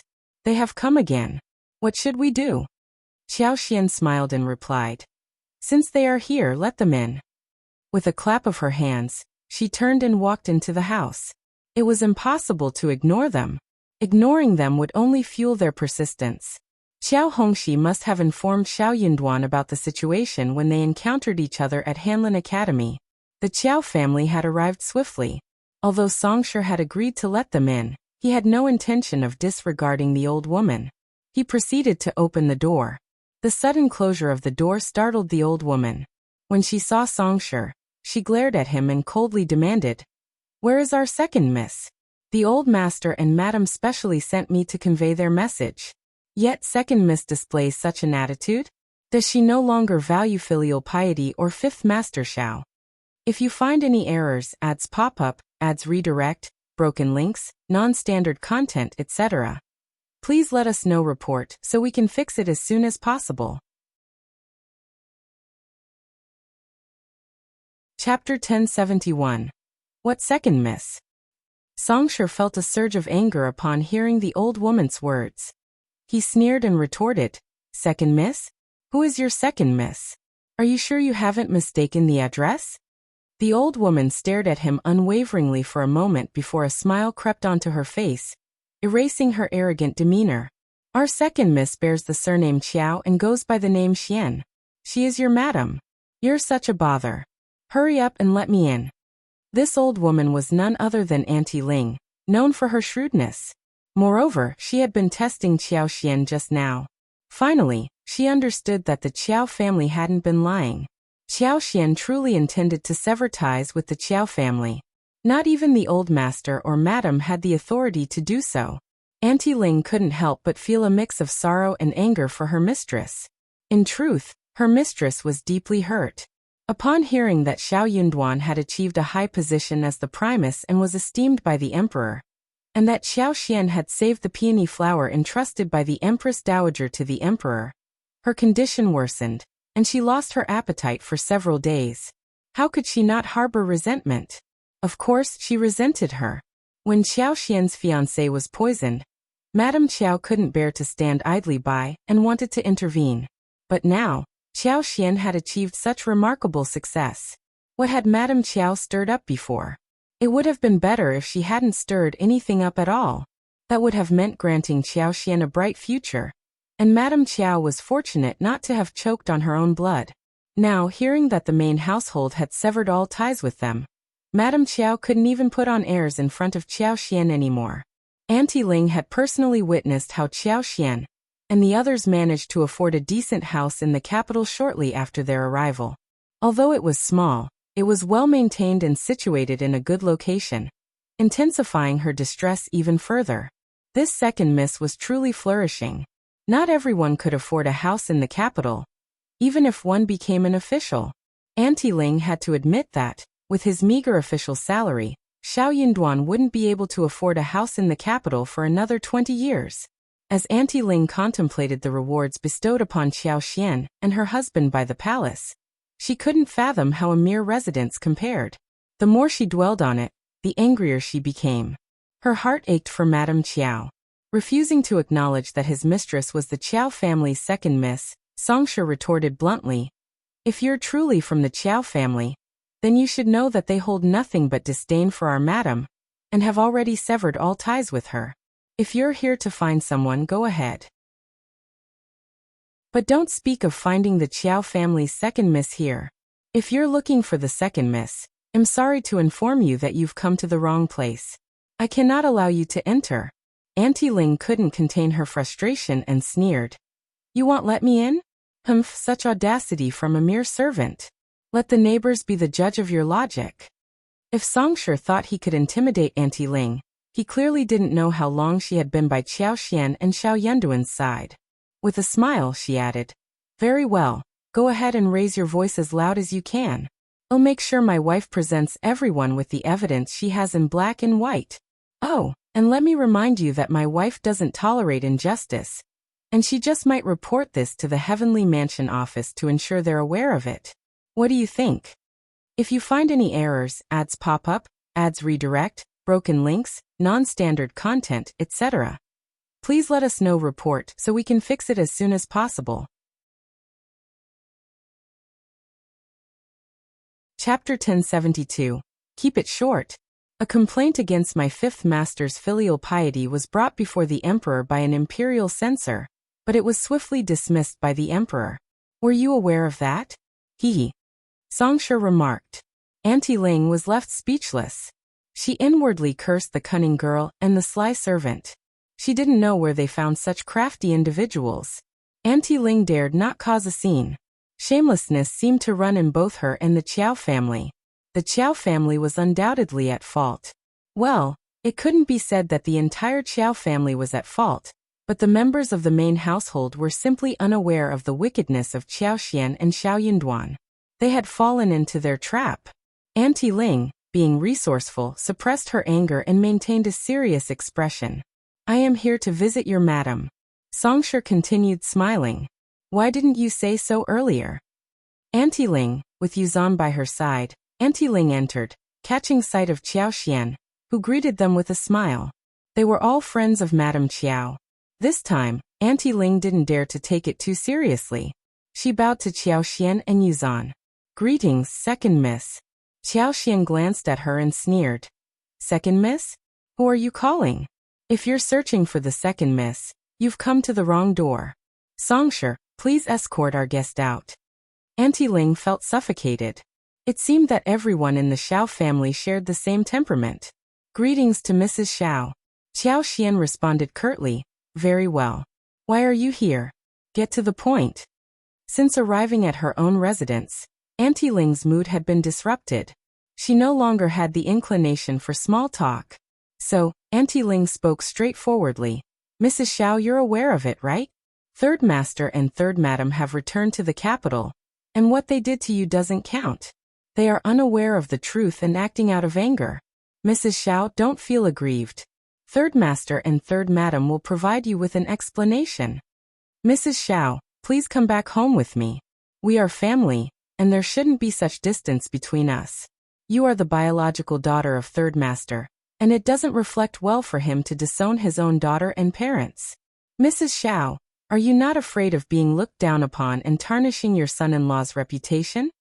Qiao Xian listened quietly and responded with a smile. "This document bears the signatures of your Third Master's mother and 2 brothers. What's this? Your Third Master refuses to acknowledge it? That is unfilial. Don't be so shameless in front of me. I'm not falling for it. Don't you understand? If my husband hadn't achieved the position of intermediate primus and gained the emperor's favor, if I hadn't made contributions and received rewards from the emperor and the palace, would your Third Master and Third Madam have approached me for acknowledgement? Or would they have preferred to keep their distance, fearing that we would take advantage of them?" When Qiao Xian pointed out the truth, Auntie Ling couldn't help but feel a sense of embarrassment. "What Mrs. Shao said is what? Isn't it the truth?" Qiao Xian's expression turned stern as she sneered. "I'm extending you some courtesy, so why are you putting on airs in front of me? Go back and tell them that the slap I endured was not without consequences. Do they really want me to come back? Fine, I'll return and demand that Qiao Hongxi publicly apologize and have your old master's 2 brothers apologize to me as well. And resolve the matter with the Tian family for me too. Qiao Hongxi still owes us 4,000 liang, so tell him to pay up. If you find any errors, ads pop up, ads redirect, broken links, non-standard content, etc., please let us know report so we can fix it as soon as possible. Chapter 1073 Guilty. Auntie Ling grew increasingly annoyed by Qiao Xian's words. Why are you doing this? Qiao Xian sneered. You've already done it, so why are you suddenly afraid of me? When did you become so timid? That's not like Madame Qiao. Auntie Ling was left even more speechless. Qiao Xian sarcastically remarked. What did Madame Qiao do back then? And why did I end up in the water? Auntie Ling, do you think I know or not? Auntie Ling's expression changed. Second miss, don't spout nonsense. Madam has never harmed you. Qiao Xian smiled even brighter. When did I say she harmed me? By the way, I'm starting to suspect that you're feeling guilty. I'm just angry that you let your imagination run wild and falsely accused Madam. Second miss, you're just shifting blame. Forget it, forget it. I can't force you to acknowledge it. I'll have old master and Madam personally invite you later. See if you can bear that. They're the ones who disown their own bloodline, so why can't I accept it? Qiao Xian said curiously. Also, don't just focus on the benefits my husband and I have received. The Tian family is a formidable force. Have you forgotten about them? The emperor has commended and made decisions for me. I saved the emperor's peony flower, and both the emperor and the palace have praised and rewarded me. Even if the Tian family despises us to the core, they won't dare to lay a finger on us for at least a year or so. But if they find out about the Qiao family, guess who the Tian family will direct their anger towards? Can you handle that? Auntie Ling's expression slightly changed. Her eyes flickered, and she lowered her head in silence. Of course, the Qiao family had considered this possibility, but they didn't dwell on it too much. Hearing Qiao Xian's words, Auntie Ling couldn't help but feel a tinge of fear. Qiao Xian's eyes were filled with disdain. She knew that they were all cut from the same cloth. People who only cared about their own benefits and refused to share any risks. It wouldn't be so easy to deal with them. She smiled. Go back. Don't forget that Qiao Hongxi owes us 4,000 liang. My husband and I have spent a lot of money lately, so we're in a tight spot financially. We're truly destitute, so we can't afford to be indifferent about our reputation. It just so happens that my husband is at Hanlin Academy too. When we see Qiao Hongxi, it'll be convenient to ask him about it. Apparently, Auntie Ling was aware of the 4,000 liang debt as well. She clenched her teeth and said, You're cunning, aren't you? It takes one to know one. Qiao Xian replied with a smile. I learned from the best, didn't I? How did you treat me in the past? And now you want me to be grateful? What a joke. Auntie Ling was left speechless, and she departed in a sorry state. When she arrived home, she didn't want to tell Madame Qiao the truth, fearing that it would aggravate her illness. However, Madame Qiao was astute and didn't take the matter lightly. Auntie Ling couldn't conceal anything during the interrogation. Eventually, she couldn't bear it any longer and revealed the whole story. Madame Qiao leaned against the couch, gasping for breath. That wretched girl. I deeply regret it. Why did I let her get married? Why didn't I eliminate her? Madam, please lower your voice. You can't say such things. Auntie Ling's eyelids twitched as she hastily cautioned her. If you find any errors, ads pop up, ads redirect, broken links, non-standard content, etc., please let us know report so we can fix it as soon as possible. Chapter 1074. The money. They had made a pact to keep this information to themselves, never to be mentioned again. As long as their secret remained hidden, Qiao Xian would lack any evidence. So what if they stayed silent? Having been away from the main house for countless years, with numerous inhabitants residing there, any whispers would undoubtedly create a stir. Madame Qiao's complexion grew pale. contorted with a mix of comprehension and unwillingness. Exhausted from reiterating the same point, she was repeatedly met with harsh realities. Auntie Ling strained to whisper, "The 4,000 liang." Before she could finish her sentence, Madame Qiao forcefully swept away the teacups beside her, producing a loud crash. Auntie Ling flinched in surprise. "Give it to her." Madame Qiao struggled to suppress the urge to vomit blood, panting with her pale face. 4,000 liang is insignificant. Do you think I cannot afford such an amount? You are truly despicable. Very well, Madame Qiao. Auntie Ling replied, her heart filled with bitter irony. Indeed, 4,000 liang was no trifling sum. When the third old master and third madam returned to the capital, they discovered that the patriarch and his eldest son residing in the main mansion held disdain for them, while Madam Lady Qiao remained indifferent. Whenever the third old master and third madam were absent from the capital, the first old master and second old master would grow closer to Madame Yuezheng. Yet, Madame Qiao could not bear the fact that Madam Lady Qiao continued to turn a blind eye, even when she sensed that the patriarch and his family had swindled them out of a substantial amount of money. Madame meticulously sorted through their belongings, leaving very little behind. Having obtained 4,000 liang to settle her young master's debts only served to deepen her sense of despair. After third madam's recovery from illness, she eagerly prepared to immerse herself in social engagements. They needed to tailor clothes, adorn them with ornaments, purchase rouge and cosmetics from the capital, exchange favors, bestow rewards and dowries upon elder miss, and acquire garments and accessories. Every aspect required money. Second miss displayed such heartlessness. How could young master have fallen for their deception? Why did they even draft that contract? Madame Qiao made a firm decision. She would reclaim Qiao Xian, not because she couldn't bear to part with her, but because she needed to teach her a lesson. However, third old master, Madame Lady Qiao, the patriarch, and the eldest son hesitated. Indeed, what if the Tian family grew infuriated over Qiao Xian? The Qiao family wouldn't be able to endure the consequences. What if they found themselves embroiled in nothing but trouble? It would be incredibly unjust. Moreover, Qiao Xian and Shao Yunduan had received rewards from the emperor and the court. They couldn't compel them to relinquish those rewards. Those two individuals possessed the audacity to do as they pleased. They were shameless, but they couldn't refuse them. In summary, bringing her back might not yield any benefits, but it could result in negative repercussions. Under these circumstances, they could wait for half a year or a few months. Shao Yunduan and Qiao Xian were aware that her father and stepmother had returned to the capital, yet they didn't come to visit. This was their fault, and they intended to exploit it as a pretext to hold them accountable. Madame Qiao would feign deafness and muteness. Third old master felt that something was wrong. He wanted to get her back.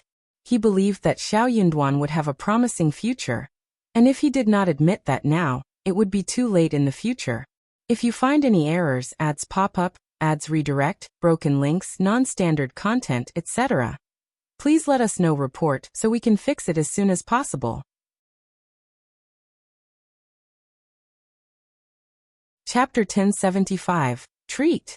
However, he couldn't guarantee that the Tian family wouldn't hold the Qiao family responsible, despite his brother's assurance. In the end, he had to align with his two brothers and feign ignorance about Qiao Xian and Shao Yunduan's return. Madame Qiao grew increasingly frustrated upon hearing this. However, she held no authority over the main mansion and couldn't act as she pleased. Even though she was the mistress at the Qiao family's mansion in the capital, she was the most unfamiliar and powerless mistress. No one cared about her opinions. The following day, Auntie Ling returned the 4,000 liang to Qiao Xian. That night, when Shao Yunduan returned home, Qiao Xian greeted him with a smile. "Let's skip dinner tonight and celebrate at a fine restaurant." Shao Yunduan chuckled. "Darling, you have excellent taste. We've stumbled upon a windfall, and we should celebrate." Thus, the two of them, accompanied by Li Xia, Li Qiao and Songshi, headed to a pavilion renowned for its roasted whole lamb and bull head meat. They had a splendid time, spending 200 liang without feeling like they had splurged. After all, the money was acquired effortlessly. Xiao Xian astutely understood that the Qiao family had chosen not to respond to Auntie Ling's visit. With a hint of disdain, she remarked to Shao Yunduan, "Darling, the Tian family remains silent whenever we mention them. They have unknowingly done us a tremendous favor." Shao Yunduan smiled, intentionally avoiding any mention of the Tian family. He had no intention of bringing up the Tian family. After pondering for a moment, he spoke slowly. "However, they can't have everything their way. I should treat Xiao Hongxi and his colleagues from the Hanlin Academy to a meal." Xiao Xian blinked, perplexed by Shao Yunduan's words. "What do you mean?" Shao Yunduan smiled, turning to Xiao Xian, whose eyes glistened with excitement. She beamed. "Darling, you know how to treat your colleagues to a lavish feast. Let's go to an even better restaurant. Without worrying about saving money. We can't possibly spend all 4,000 liang." Shao Yunduan laughed. "Darling, you're absolutely right. Indeed, 4,000 liang was far more than Xiao Hongxi could handle.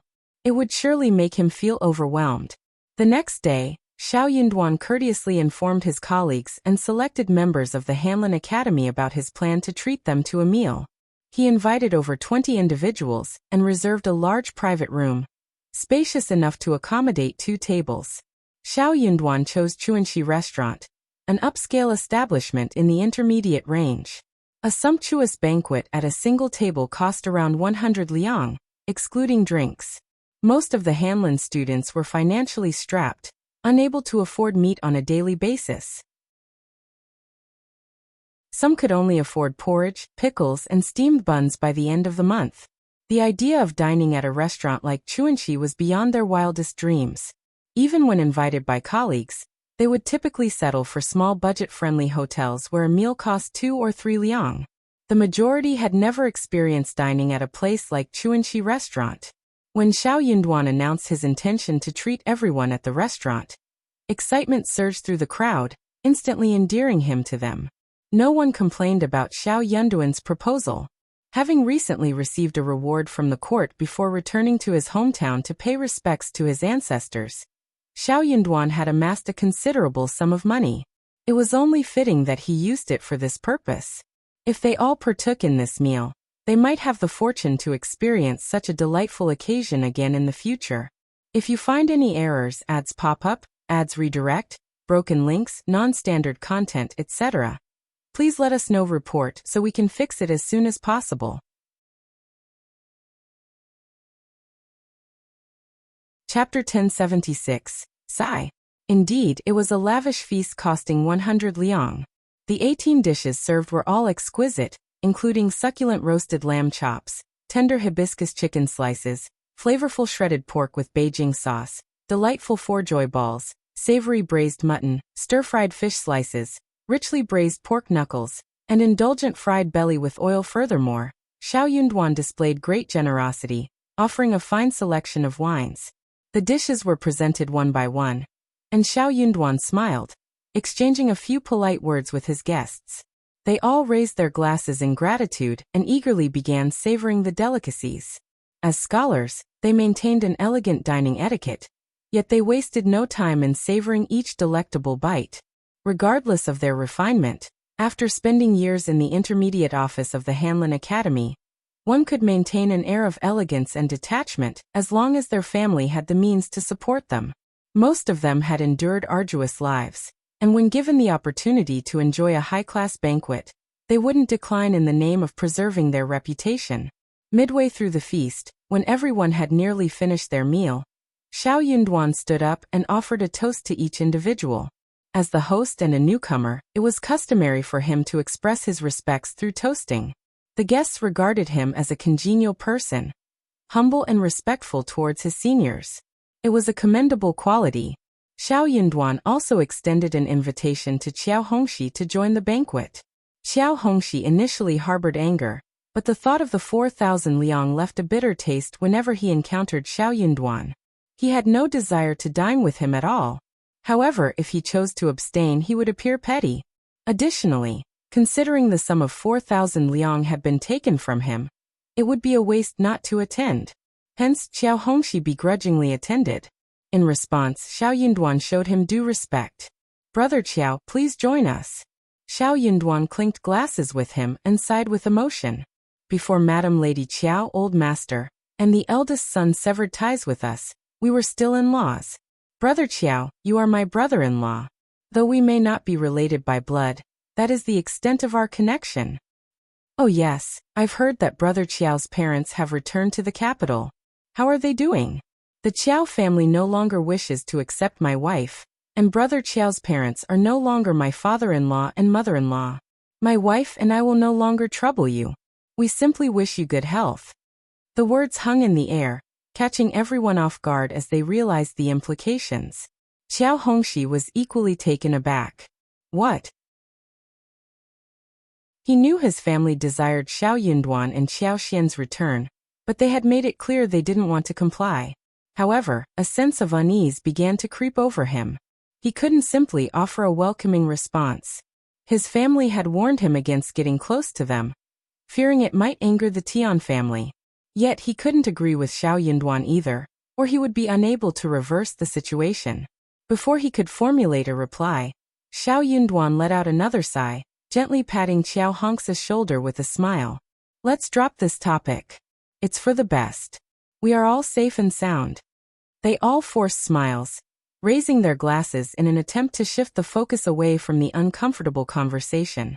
Yes, there's no need to dwell on that. Let's drink. Cheers.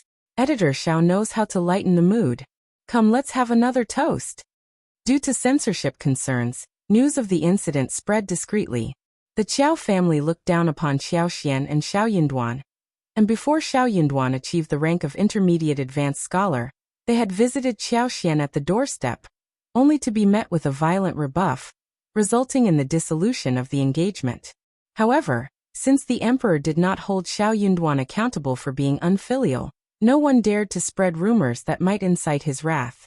If you find any errors, ads pop up, ads redirect, broken links, non-standard content, etc., please let us know. Report so we can fix it as soon as possible. Chapter 1077. No countering. And when Shao Yunduan broached the subject, a collective desire for reconciliation emerged. A successful resolution would make for a remarkable story as well. However, in the midst of Shao Yunduan's words, Qiao Hongxi remained silent, a stark indication of the Qiao family's attitude toward them. This made everyone hesitant to speak up. They couldn't fathom the Qiao family's irrational behavior. Shao Yunduan and Ms. Qiao had once been in the presence of the emperor, yet they were being treated in such a manner. Furthermore, third old master Qiao, being Ms. Qiao's own father, displayed a cold-hearted demeanor as well. Yes, the Qiao family must be afraid of the Tian family. That should be enough to settle the matter. It was all just a misunderstanding. The Tian family might suppress Shao Yunduan and prevent him from making further advancements, but that would be the extent of it. They wouldn't target the Qiao family over this. The Qiao family was overestimating themselves. They didn't even want their daughter and son-in-law merely due to their uncertainty. They weren't a particularly admirable family. Consequently, everyone's perception of Qiao Hongxi underwent a significant change. Finally comprehending the situation, Qiao Hongxi grew both angry and anxious. Once again he found himself dumbfounded, feeling utterly helpless. Even if he realized that Shao Yunduan had ulterior motives behind treating him to a meal, he could also surmise that Shao Yunduan had hidden intentions in treating all the members of the Hanlin Academy. Shao Yunduan was setting him up. Yet, what could be done in such a predicament? He had to confer with his own family and make a decision. But even if he acted independently, it was already too late to say anything further. Qiao Hongxi felt an overwhelming sense of annoyance. They silently cursed the couple, convinced that they were being set up. Qiao Hongxi didn't need to ponder much to realize that Shao Yunduan's words had been overheard by everyone present. It was witnessed by all. Even if the Tian family didn't cause trouble for Shao Yunduan in the future, they would never be able to bring him back. Qiao Hongxi grew increasingly annoyed. The more he looked at Shao Yunduan, the more his annoyance intensified. He couldn't help but feel that they were all scheming against him, inwardly mocking him. But it wasn't their fault.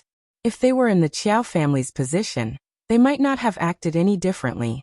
Feeling trapped in an uncomfortable situation, Qiao Hongxi concluded that he couldn't stay any longer.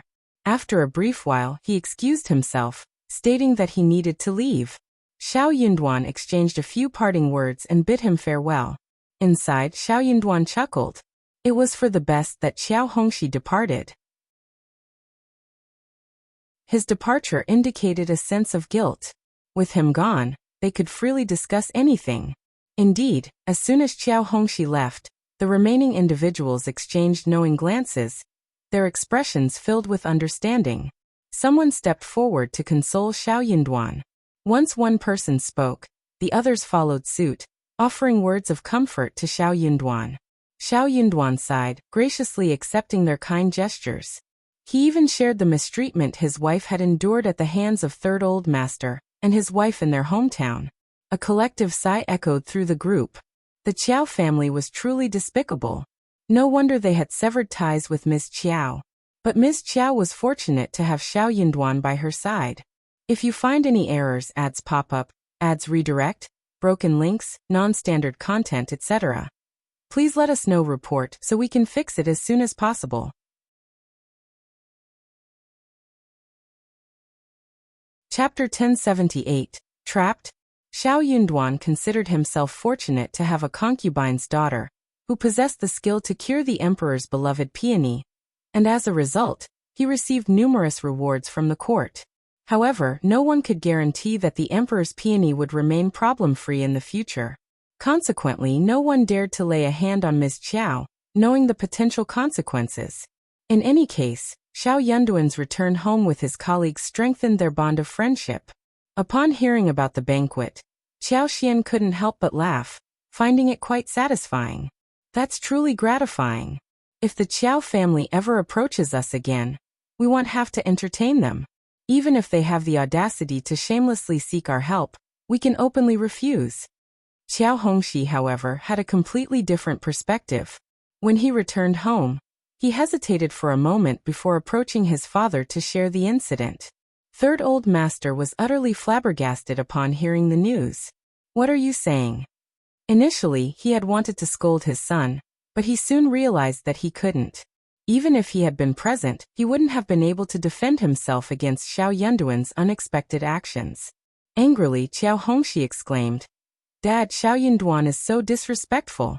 He's your son-in-law, yet he doesn't show any regard for you." Third Old Master furrowed his brows. He didn't appreciate his son's words.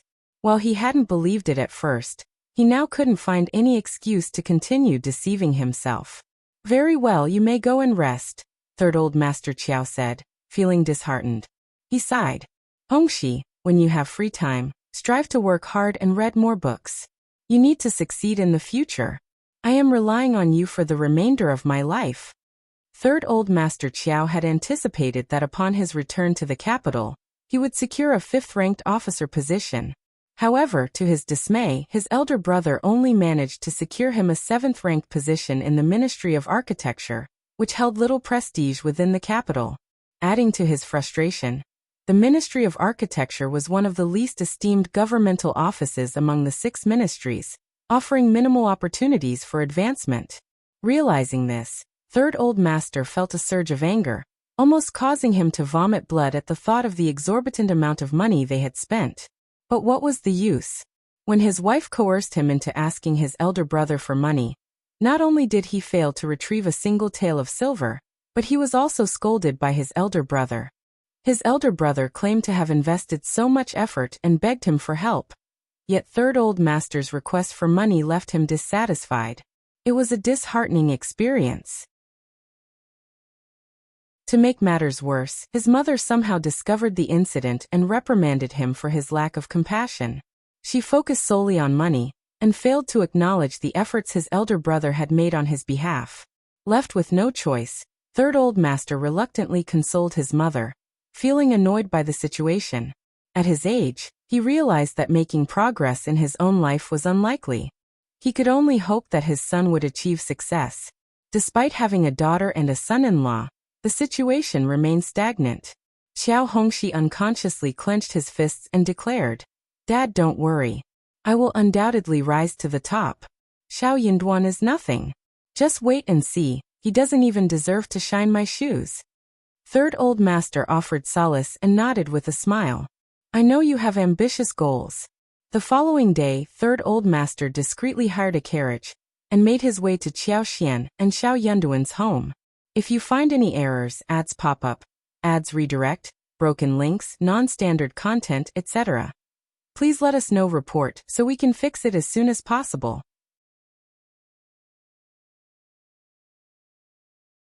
Chapter 1079. Third Old Master. The events of the previous night had left Third Old Master restless, unable to sleep well. He couldn't fathom being manipulated in such a manner, especially considering how highly he regarded Shao Yunduan as a son-in-law. He had invested significant efforts in supporting Shao Yunduan, and was genuinely concerned about his future. Thus, he couldn't understand why Shao Yunduan had displayed such cold-heartedness.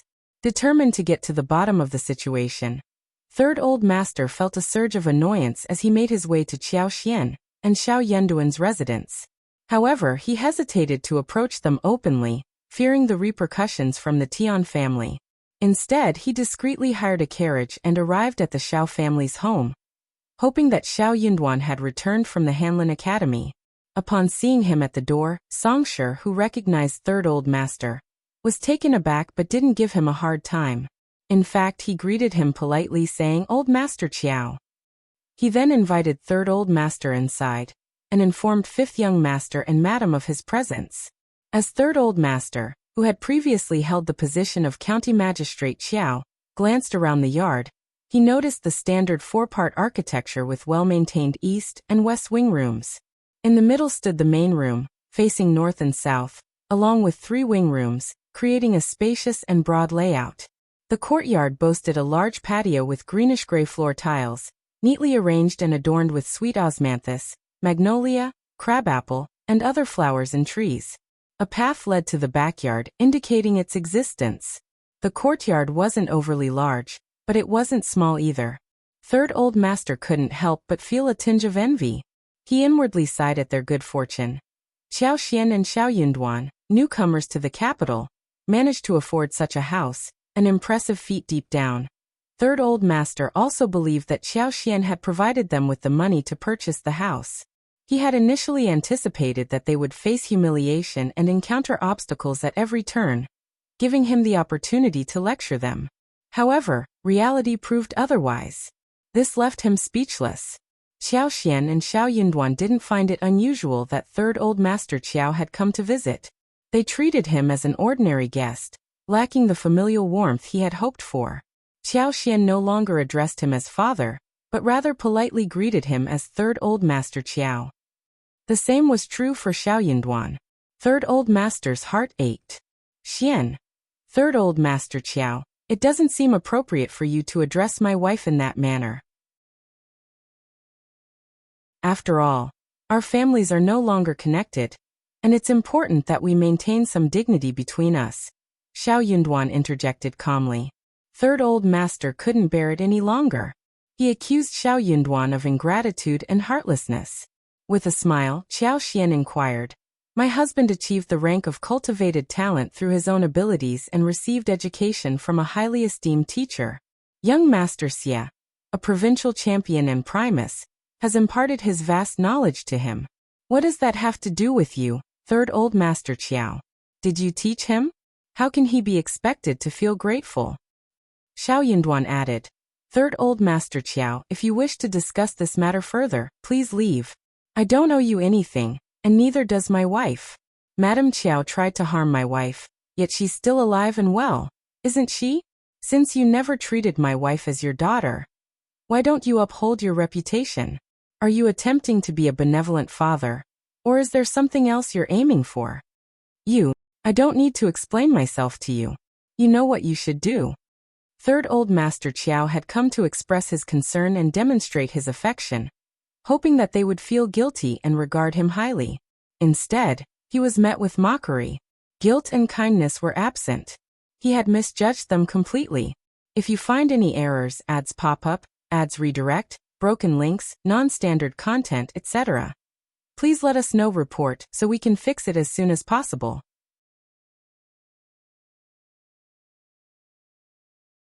Chapter 1080.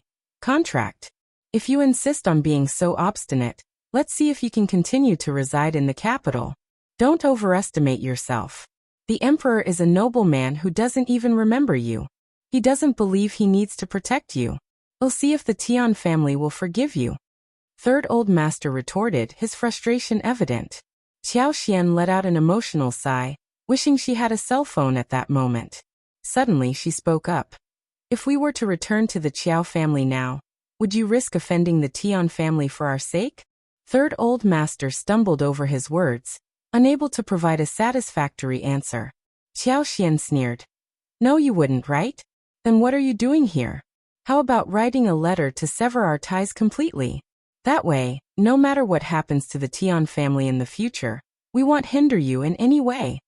In a hurry, Third Old Master left without saying another word. Qiao Xian felt a sense of triumph, thinking that she had come up with a brilliant idea. She considered including Third Old Master Qiao's name on the letter to make it perfect. She shared this idea with Shao Yunduan, who chuckled, finding his wife's imagination amusing. However, Qiao Xian remained dissatisfied. It would be perfect. This way, the Qiao family will have no connection to us, and we won't have any hold over them either. She couldn't help but let out a sigh. Deep down, she knew it wouldn't be easy to get her father to put something in writing. The behavior of the Qiao family disgusted her. They were using her father as a means to ensure that the Tian family wouldn't hold a grudge against Shao Yunduan, and that Shao Yunduan would be accepted into the Qiao family. However, they would never admit to it. Third Old Master had the audacity to assert confidently, "We are your family, and we're supporting you for your own good." It sickened her. Shao Yunduan nodded. That's a good idea. I'll figure out a way to persuade Third Old Master Qiao to put it in writing. Qiao Xian was taken aback, finding it hard to believe. Really? Shao Yunduan smiled, reassuring her. You won't know until you give it a try. Qiao Xian's eyes lit up with excitement. She nodded eagerly. Darling, your ideas never disappoint.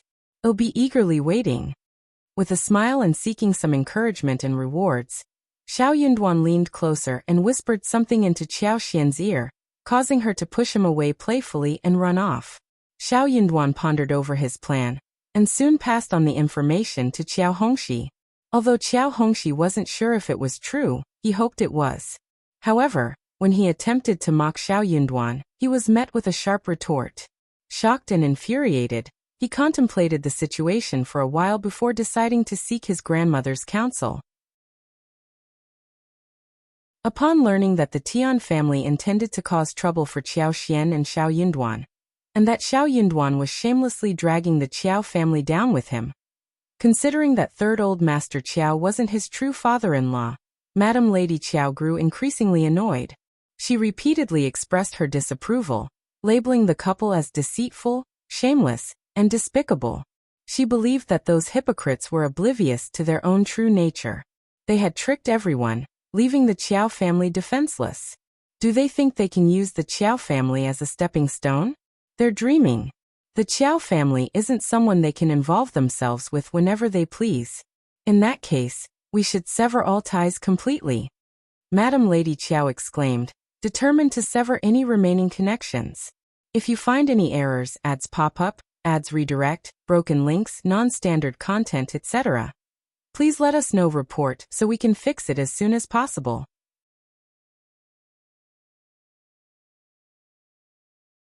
Chapter 1081.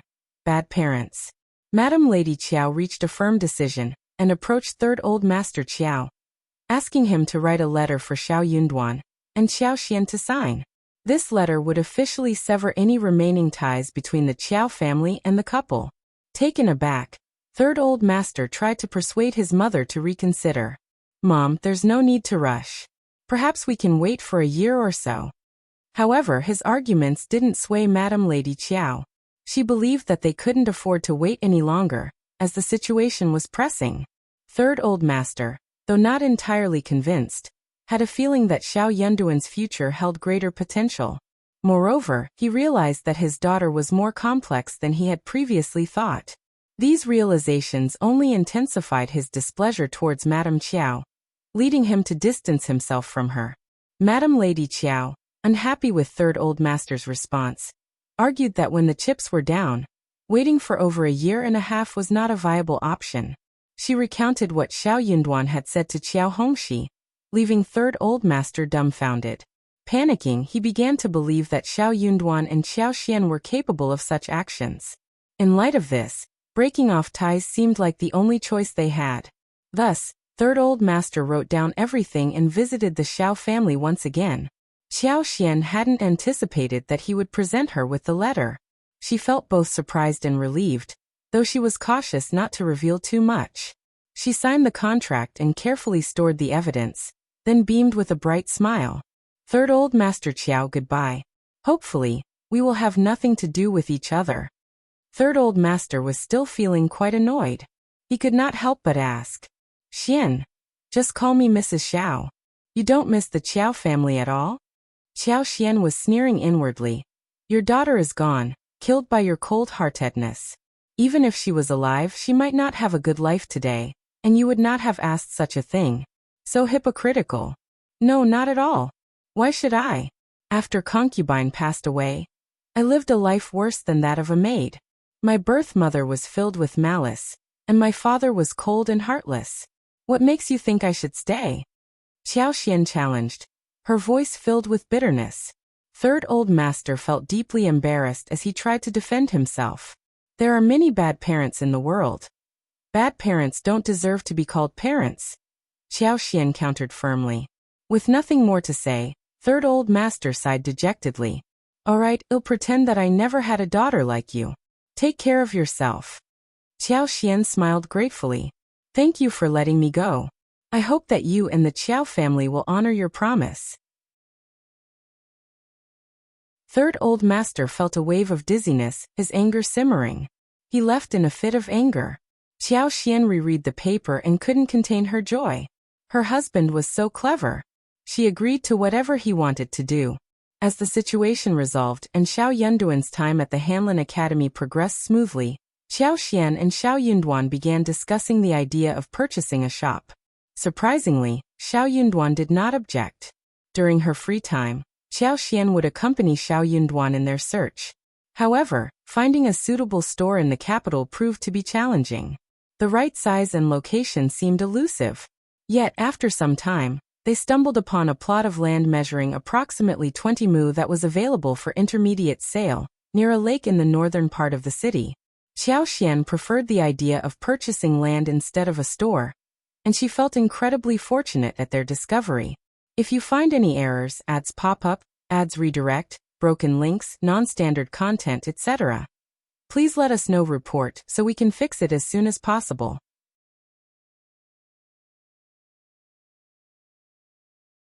Chapter 1082. Land Buying. The plot of land measuring 20 mu was beyond the affordability of most large families. Even for ordinary families, it might be challenging to acquire. Naturally, there were others interested in purchasing the land, so Qiao Xian and Shao Yunduan knew they had to act swiftly. Without hesitation, Qiao Xian made the decision to buy the land. Land in the capital came at a high price. 1 mu of land for crop cultivation cost 20 liang, significantly more expensive than the fertile water fields found in the county. However, the soil in the northern region was fertile and flat, making it easy to cultivate. Qiao Xian was pleased with her choice. Obtaining 20 mu of land brought Qiao Xian great satisfaction. She playfully joked with Shao Yunduan that they now possessed both a house and land in the capital, envisioning themselves as the foundations of the imperial city in a few years' time. Qiao Xian planned to use the land to cultivate strawberries and potatoes, dedicating the remaining area to seasonal vegetables, watermelons, cantaloupes, melons, passion fruits, and other fruits, each planted annually. The aim was self-sufficiency, a goal that excited her. Before the onset of cold weather, Qiao Xian decided to prepare the land so it would be ready for planting in the spring. First and foremost, the entire area needed proper fencing.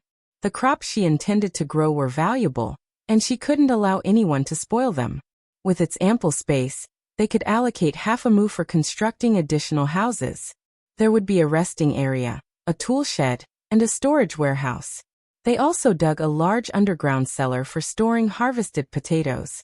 The land would be divided into sections, ensuring there was space for pathways, deep plowing, sorting, and fine plowing in early spring, just after the Chunyu festival, when planting could commence.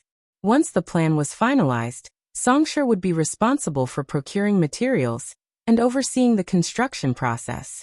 Songshur felt a newfound sense of motivation, grateful that he finally had something to do and was no longer bored every day.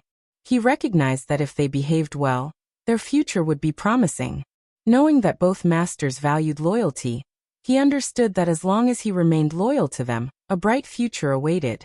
Being a clever individual, Songshur didn't make decisions on his own when encountering people he didn't understand.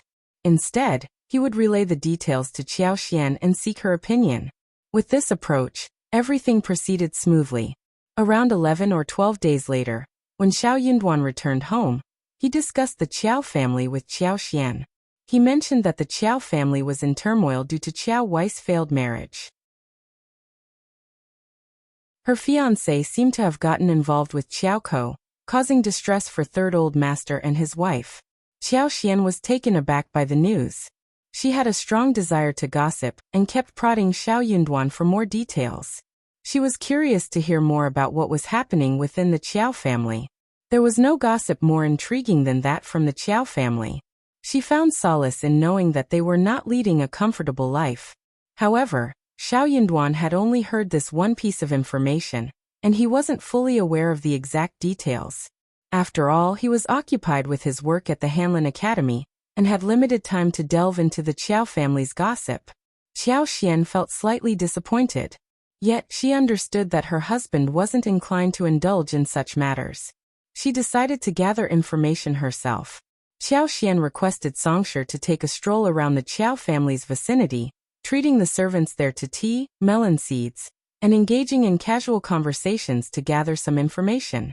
If you find any errors, ads pop up, ads redirect, broken links, non-standard content, etc., please let us know. Report so we can fix it as soon as possible.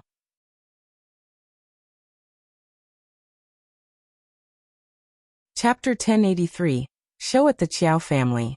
Songshur, driven by his understanding of the situation, became deeply invested in gathering information. Having witnessed the animosity between his own masters and Madame Qiao, along with the Qiao family, he silently defended Qiao Xian. He believed it was worthwhile to purchase snacks and melon seeds to share with everyone, allowing them to enjoy the spectacle unfolding at the Qiao family's expense. The news didn't create much of a stir in the upper-class society of the capital. It circulated, but people treated it as a joke, sharing a laugh after dinner. Such incidents were rare but not unheard of in the capital, where gossip thrived, including many other bizarre tales. Moreover, the Qiao family no longer held a prominent position among the influential and affluent families of the capital, so they didn't garner much attention. Additionally, Qiao Wei's fiancé's family was also not of notable status, further diminishing the significance of the event. Nevertheless, news of the incident had already spread throughout the Qiao family, allowing Songshur to carry out his plans without difficulty. The situation was rather straightforward. During Madame Qiao's birthday banquet held at the Marquis of An's mansion, First Madame of the Qiao family, accompanied by Qiao Wei, Qiao Ko, Qiao Feng, and other female members of the family, went to celebrate. However, Qiao Ko was led to the area where the male guests were congregating. There, she encountered Qiao Wei's intoxicated fiancé and Ning Lufang, the youngest son of Marquis Qiao's cousin. Allegedly, Qiao Ko experienced great humiliation, prompting her to jump into the nearby lake. With many witnesses present, and the lake being shallow, she couldn't meet her demise. However, the incident left her frightened, and she lost consciousness after being rescued. Her fierce reaction evoked sympathy and pity from those who witnessed it, leading them to believe she had encountered significant trouble. In contrast, Qiao Wei's response to the situation was far from satisfactory. Pale and on the verge of fainting, she struggled to cope with the unfolding events. When Qiao Ko was pulled out of the water, her eyes closed, Qiao Wei kicked her and shouted, "Bitch! Bitch! Shame on you." This sudden outburst startled everyone. As people regained their composure and tried to restrain Qiao Wei, she grew even more furious and continued to curse. The onlookers frowned in disgust, especially those from Marquis An's mansion. They were utterly dumbfounded and wore expressions of deep concern. What would happen if such a hot-tempered woman were to marry into their family? First Madame Qiao also felt a deep sense of embarrassment. She inwardly cursed both Qiao and Qiao Wei with all her might. The third branch of the Qiao family was utterly disgraceful.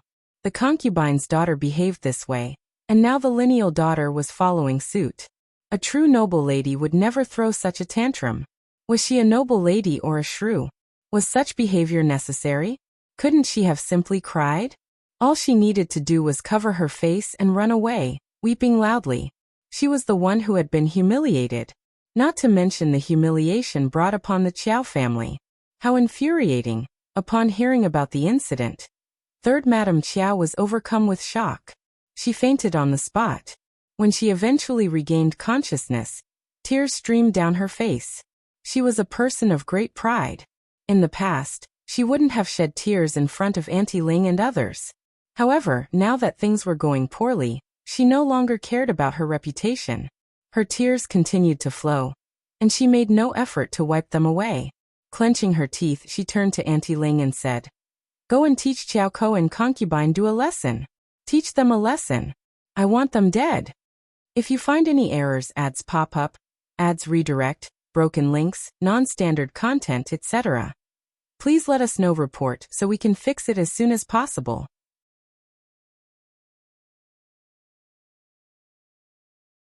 Chapter 1084, Payment. Third Madam did not believe that the incident was a mere accident or a coincidence. She was convinced that it was all part of Qiao's plan. That despicable Qiao had orchestrated Qiao Wei's ruined marriage, and Third Madam refused to accept such an outcome. In truth, Third Madam wasn't entirely wrong, but her focus was misplaced. Qiao wasn't the sole mastermind behind this accident. Qiao and Qiao Wei's fiancé Ning Lufang had conspired together. Third Madam would never have imagined that upon Qiao's return to the capital, she would successfully captivate Ning Lufang during the few banquets they attended together. The two of them collaborated to devise this plan. Why did they choose this particular moment? Qiao Wei and her husband's wedding was scheduled after the new year. Qiao Wei was expected to accompany First Madame Qiao to celebrate Marquis Yan's birthday, thereby fostering a good relationship with the Marquis family. It was during this occasion that Qiao Wei's true nature would be exposed to the people of Marquis Mansion. Qiao understood Qiao Wei well. She was certain that Qiao Wei would throw a tantrum. Upon witnessing this, the Marquis family would feel relieved and readily request a replacement bride without hesitation. Qiao Wei's behavior effectively ensured that she would be unable to marry into a reputable family in the capital. Qiao's predictions had proven accurate. In a sudden realization, Third Madam of the Qiao family felt a surge of desolation, caring little about her own image. Auntie Ling could only offer a bitter smile. Third Miss had just seen a doctor, with Concubine taking care of her, while Old Master was present as well. What else could Auntie Ling do? 2 days later, Ning Lufang's mother and sister-in-law arrived at their doorstep, expressing their regret. It was necessary for them to handle the matter properly. As Qiao and Ning Lufang had engaged in a physical relationship, it was decided that the wedding date would remain the same, and the Ning family would proceed with marrying Qiao. Everyone in the Qiao family agreed to this arrangement. The Ning family was unaware that Qiao was the daughter of a concubine, so they saw no reason to object. They were willing to marry anyone from the Qiao family. In light of Qiao Wei's disgraceful behavior, she was slapped by Third Old Master and placed under house arrest. Third Old Master even expressed his wish for Qiao to be the one getting married instead. Soon enough, the birth dates were exchanged to accommodate the new arrangement. By the time Third Madame Qiao learned of these developments, the matter had already been settled. Third Old Master harbored intense resentment towards her. He spoke coldly. Second sister-in-law and sister-in-law will discuss Ko's marriage. You should focus on recovering, and once you're well, discipline Wei properly. It's absolutely ridiculous. How have you raised your daughter all these years? The more Third Old Master dwelled on the situation, the more infuriated he became. He sneered. Xian and Co were not raised by you, and I believe they are both good individuals. Wei, on the other hand, is a reflection of your parenting. She is no better than a street mongrel. How humiliating." Having finished his scathing remarks, Third Old Master departed without waiting for her response. Third Madam seethed with anger, clutching her chest as she watched Third Old Master leave. She emitted a stifled sound and coughed up a mouthful of blood, falling backward. Auntie Ling and Yuzan panicked, rushing to her side. Eventually, Third Madam regained consciousness. She tightly grasped Auntie Ling's sleeves, trembling as she panted. She complained, "Auntie, just listen to what they're saying. If you find any errors, ads pop up, ads redirect, broken links, non-standard content, etc. Please let us know report so we can fix it as soon as possible."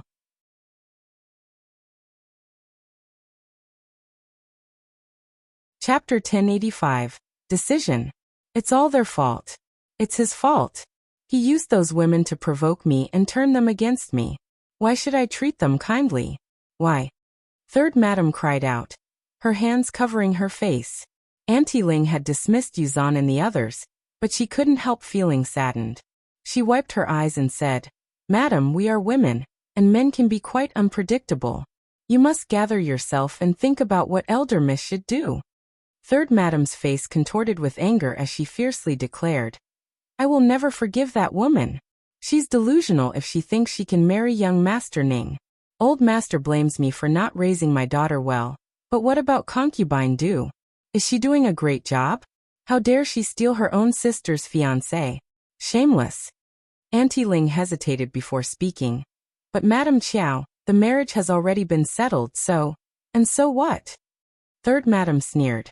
"I am the birth mother, and I have a say in this marriage. I deeply regret it. How could I have allowed them to continue?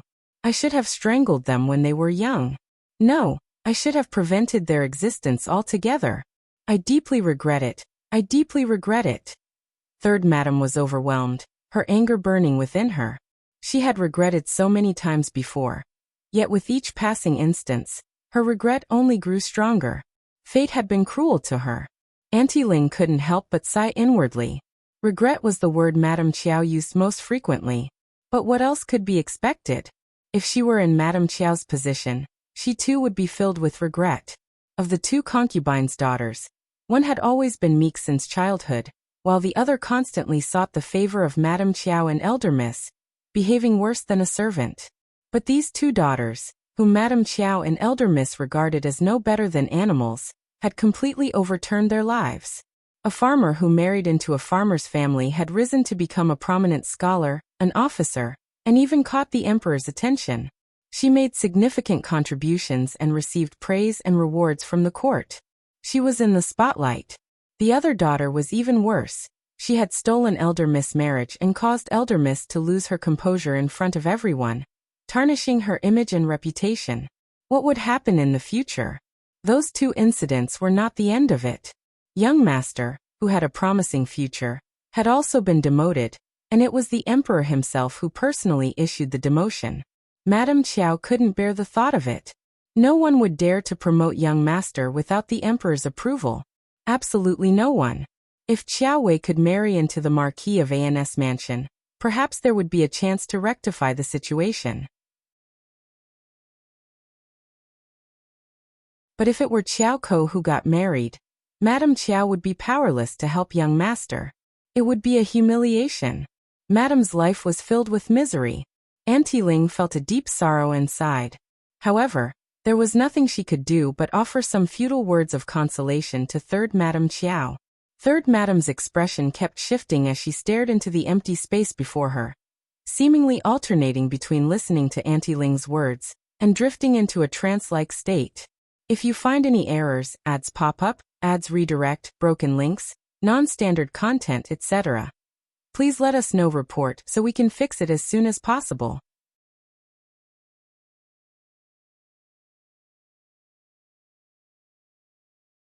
Chapter 1086. Lesson. Auntie, bring Concubine Du here. Third Madam suddenly issued the command. Taken aback, Auntie Ling nodded and left.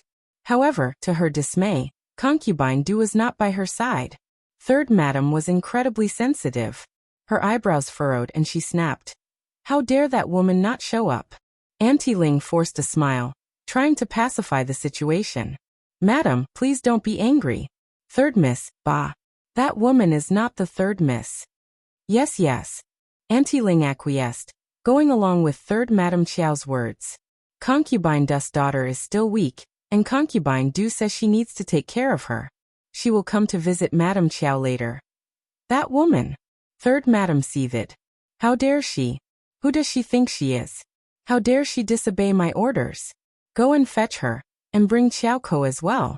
Make it clear to them that I have Concubine Du's contract. Let her think twice before defying me. Just go. Auntie Ling found herself in a predicament. If she conveyed this message to Old Master, what would he think of Madam Qiao? Yes, Madam Qiao did have a contract with Concubine Du, but Third Miss was on the verge of getting married, and Madam Qiao had no intention of betraying Concubine Du that would only turn the Qiao family into a laughingstock. Old Master would never forgive Madam Qiao. They would become strangers from this moment onward. However, Auntie Ling was also furious. She was angered by Concubine Du's arrogance and pettiness.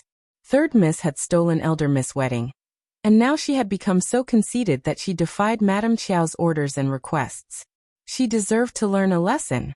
Auntie Ling nodded and approached Concubine Du this time. Auntie Ling requested a private conversation on the porch. Reluctantly, Concubine Du followed, knowing that Auntie Ling's tone was far from pleasant. On the corridor outside the room, Auntie Ling fixed her gaze on Concubine Du and spoke with a cold tone. Don't forget that Madam Qiao still holds the contract with you. You know what Madam Qiao is capable of when she's angered. If Third Miss enters her husband's household with a sold concubine, her days won't be easy, will they? Concubine Du's face drained of color, her voice trembling as she replied. Third Miss was also set up. How can Madam Qiao treat her this way? I haven't done anything wrong.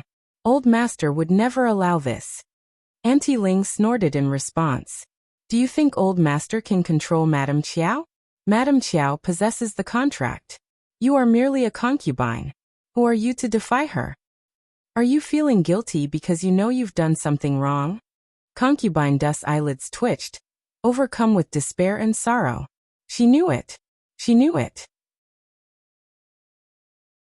Regardless of the circumstances, it was an undeniable fact that Third Miss had disrupted Elder Miss' engagement.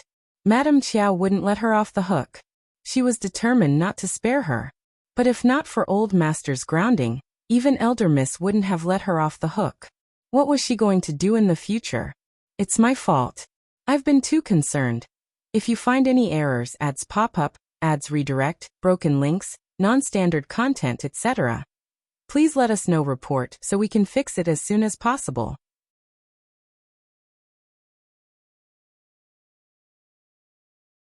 Chapter 1087. Innocence. I was concerned that something might happen to Third Miss, so I didn't dare to leave or show any disrespect to Madam Qiao. I will go with Auntie to see Madam Qiao now.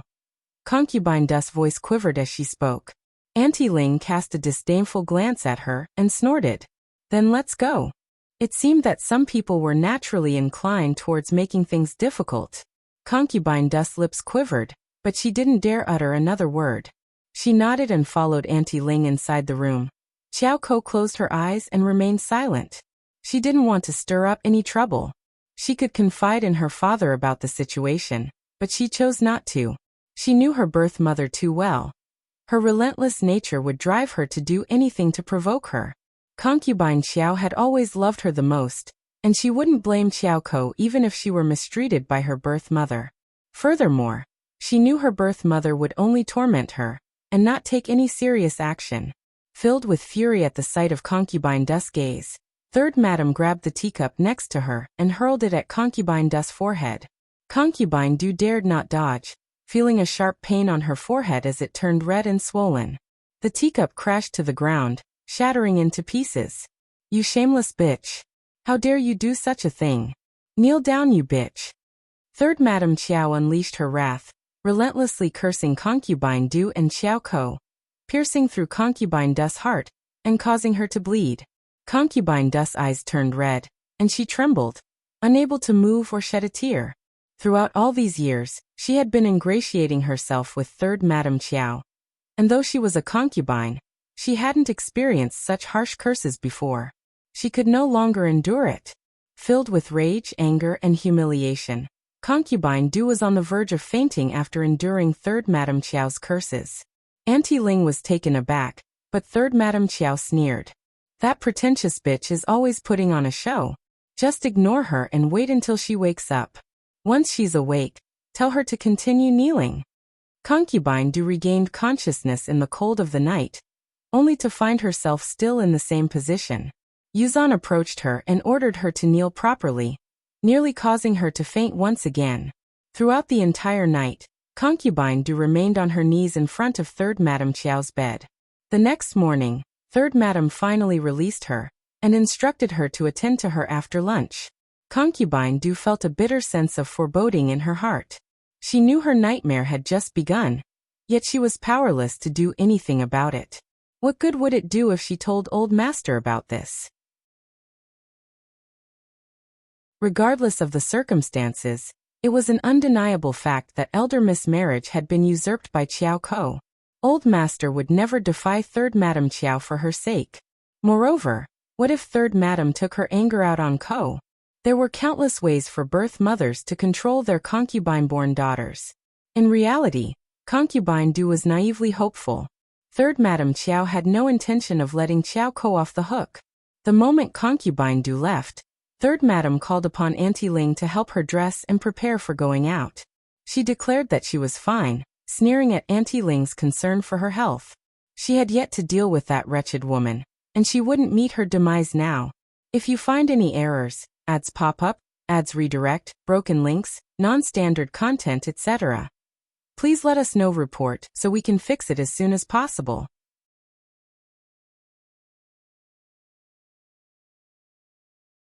Chapter 1088. Engagement breaking off.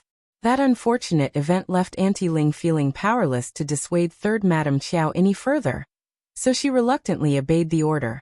Third Madame Qiao, elegantly dressed, consumed a bowl of red date, snow fungus, and lotus seed soup before venturing out with Auntie Ling and Yuzan. Their destination was the Ning family residence. Her purpose there was to call off the engagement with the Ning family. Since the Ning family would no longer be her future in-laws, there was no need for formalities. After some casual conversation, third Madame Qiao explained her intention to retrieve the birth date note. Unbeknownst to her, third Old Master had entrusted the task of arranging Qiao Ko's marriage to the two sister-in-laws due to her illness. Had she been aware of this, she would never have agreed to the engagement. She had already made a promise to someone else regarding Qiao Ko's marriage, and they were about to exchange birth date notes. It would be improper for one daughter to make promises to two families simultaneously. She expressed deep regret for the situation. Furthermore, Qiao Ko, being the daughter of a concubine, received limited education from her mother at a young age. She lacked knowledge of zither, chess, calligraphy, painting, and household management. Her social skills were lacking, and she felt unworthy of young Master Ning. Third Madame Ning's expression turned grim. After exchanging a few polite words, she promptly returned Qiao Ko's birth date note to third Madame Qiao without hesitation. Upon learning of this development, Ning Lufang grew irritated. He professed his sincere affection for Qiao Ko, and pleaded with his mother to allow the marriage. Third Madame Ning snapped, "It's impossible. If it weren't for the unfortunate incident, we would still need to explain ourselves to the Qiao family. Do you think I would willingly accept a concubine's daughter as my daughter-in-law?" Her biological mother herself requested the return of the birth date note, and I can't wait to comply. Her biological mother stated that she is useless, and if we were to proceed with the marriage, we would become a laughingstock. The idea of the Ning family marrying a concubine's daughter, openly criticized by her biological mother, was utterly humiliating. Ning Lufang was left speechless. He had developed genuine feelings for Qiao Ko, but he was unwilling to sever ties with his family over her. Alternatively, he could simply let the matter go.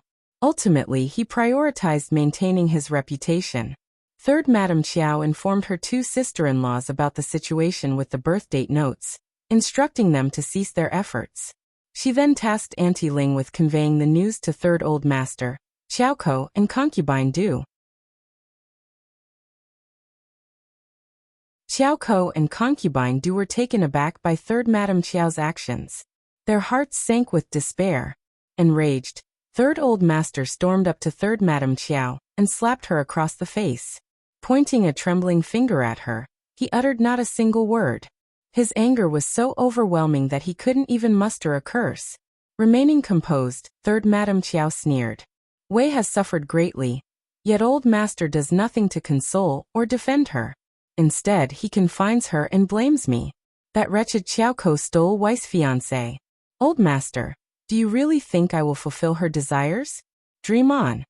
You're being unreasonable. Ko is also a victim. She is innocent. How can you blame her? Such claims are nothing but foolish lies. I won't believe a word of it. If you don't believe me, then show me the evidence, and I will believe you. And even if they provide evidence, will the marriage still be for Wei? Unable to find words, Third Old Master glared at Third Madame Qiao. His love for her was shattered. That woman was his wife. She was his beloved wife. He had once been overwhelmed with emotions and considered himself fortunate to be married to such a virtuous woman. She had helped him resolve numerous troubles and spared him countless headaches in the province. If you find any errors, ads pop up, ads redirect, broken links, non-standard content, etc., please let us know. Report so we can fix it as soon as possible.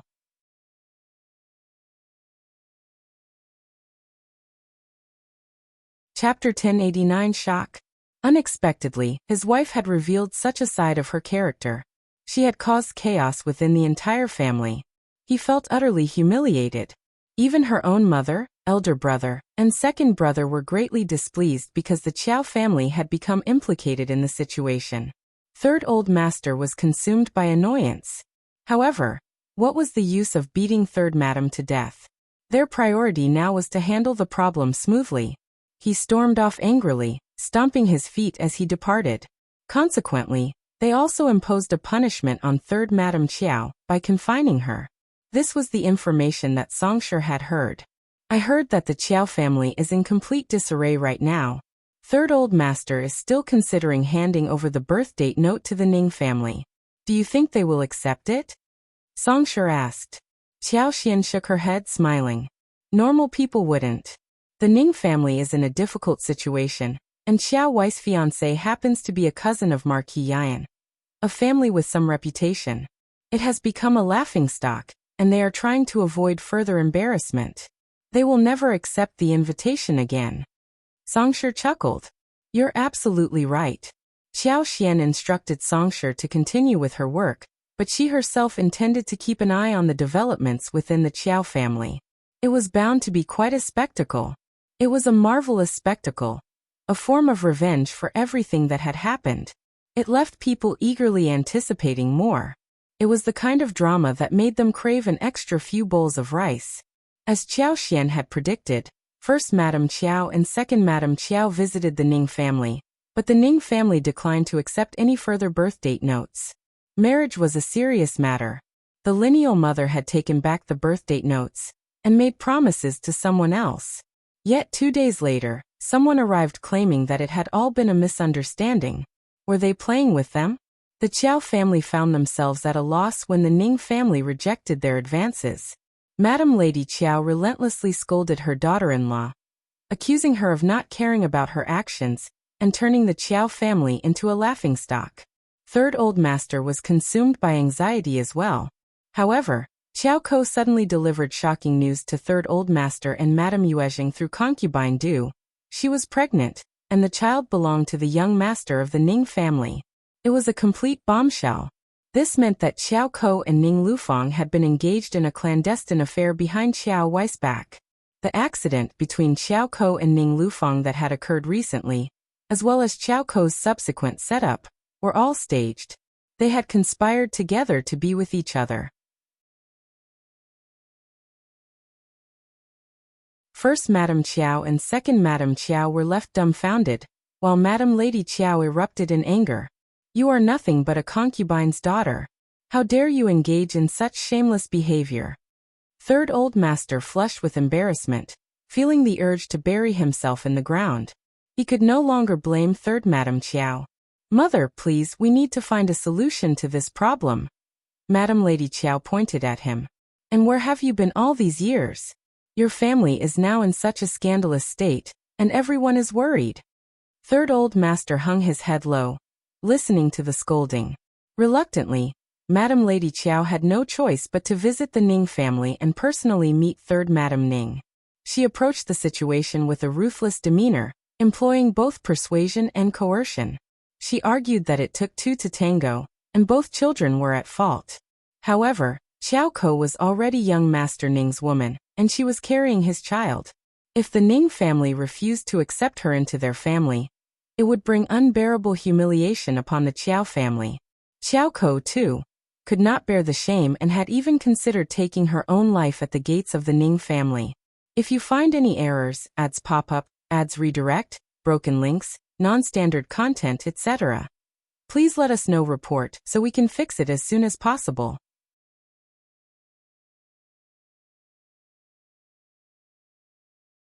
Chapter 1090. Concubine. Upon hearing Madam Lady Qiao's words, Third Madam Ning felt as though she might faint. She couldn't bring herself to believe what she was hearing. She turned to her son and berated him, exclaiming, "You good for nothing." The Ning family had to take responsibility for their actions. If they didn't, news of her son impregnating his fiancée's sister would spread, and he would never be able to find a suitable marriage partner in the future.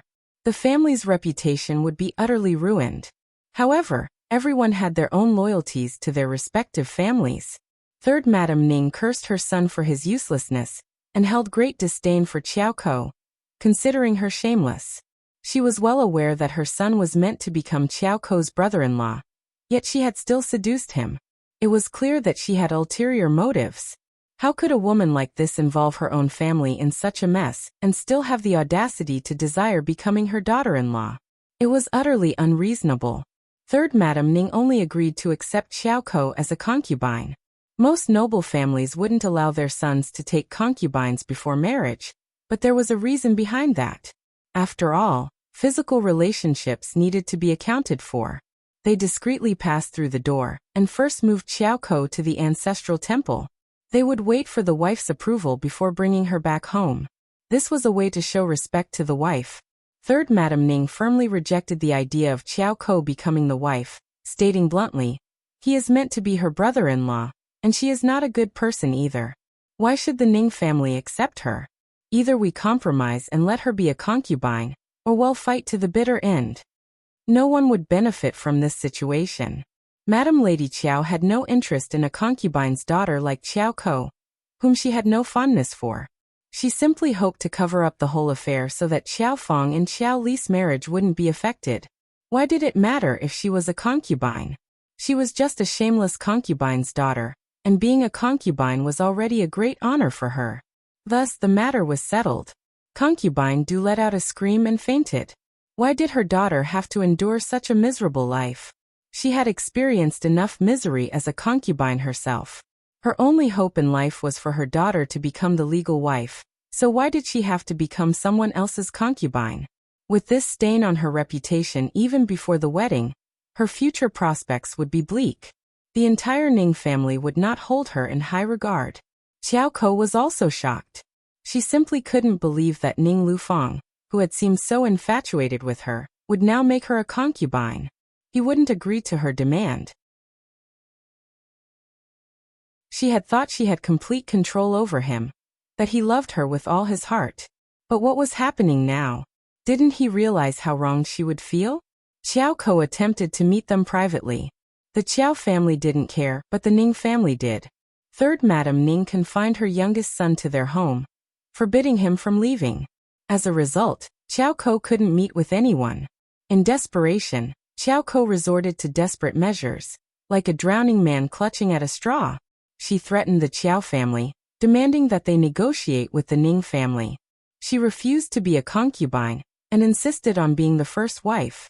Otherwise, she claimed she would starve herself. Madam Lady Qiao sneered and ignored her. She believed that the Ning family didn't care about the life growing inside Qiao's womb. They would consider it nothing more than a bastard child. Not eating? Madam Lady Qiao asked someone to hold her down and feed her soup, as long as she could be kept alive. She did not believe that Qiao Ko really wanted to die. A few days later, a sedan chair carried Qiao Ko to the Ning family.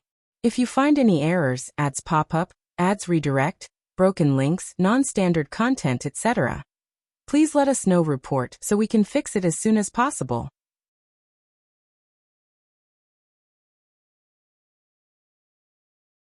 Chapter 1091. Underestimation. Qiao Ko was denied any opportunity to meet with Ning Lufang while under house arrest at the Ning family's residence. The following day, they were forcefully escorted onto a wagon and sent to an abbey located outside of town. Upon arriving at the abbey, she was immediately presented with a bowl of abortion soup. Third Madam Ning had already shown some leniency by allowing her to become a concubine in the family. She had no intention of letting Qiao Ko bear the family's first child, as Third Madam Ning already had 3 sons, with the eldest and second sons having children of their own. She had no interest in the child growing inside Qiao Ko's belly. Qiao Ko screamed and struggled, but she was powerless to change her own fate. Her child was lost, and she had nothing left to hold on to. Lying on a dilapidated bed, she resembled a lifeless puppet, unable to even move her gaze. Despite being at the age of blossoming youth, her heart was now dead. If the Ning family's servants were to tell her that she would never return to the mansion, she wouldn't doubt it for a moment. Regret washed over her. She had underestimated the methods of her biological mother. She had also underestimated Qiao Xian's lineal mother. Witnessing how Qiao Xian defied her authority and yet remained unscathed. But she had never anticipated that she would end up in this predicament. She was meant to be Qiao Wei's biological mother, destined to be under her control. Even though she had tried her best to steal Qiao Wei's marriage, she failed to hold on to it, and now found herself in this pitiable state. She simply couldn't accept it. After Qiao Ko left the pavilion, Concubine Du pleaded with Third Old Master Qiao, expressing her desire to become a nun. She was going to become a nun at the nunnery. Annoyed, Third Old Master snapped at her. Was she here causing the trouble only? Madam Lady Qiao sneered. She asked someone to pass on the message to Concubine Du. If she wanted to become a monk, she could just stay indoors, eat vegetarian food every day and pray to Buddha. But she was not going to a nunnery. Everyone knew that she could move about freely in the nunnery. Then what was she going to do? Concubine Du was shocked and scared when Madam Lady Qiao revealed her secret. But she did not dare to think about anything else. She was thinking that she was never going to see Qiao Ko ever again. Disheartened, she decided to stay away from the world. Third Madam felt so glad. That was how bitches should end up. How dare she set up her daughter? Did she think that she was dead? But Qiao Wei's marriage was ruined, and her image was ruined. What should she do? Third Madam still had a headache. Qiao Wei felt the same. She was furious and confused about the future, though she felt happy about it. She had always believed that she was going to be able to marry the Duke's mansion, because Qiao Ko and Qiao Xian would never be able to match up to her. But suddenly, everything was gone. She was not young anymore. What should she do? Third Madam had no idea what was going on either. So she consoled Qiao Wei. She was going to find a way. And after the new year, everything would get better. The gossip from the Qiao family were so shocking. Qiao Xian listened coldly, showing no intention of getting involved. She did not think that Qiao Ko was worth pitying. She had no choice but to bear the consequences when she did more than what she was capable of. For example, Qiao Ko would not sympathize with her if she ended up like this. She would not help her either. Qiao Ko was a person who liked to take pleasure in others' misfortune. The more unlucky she was, the more proud she felt. If you find any errors, ads pop up, ads redirect, broken links, non-standard content, etc., please let us know. Report so we can fix it as soon as possible.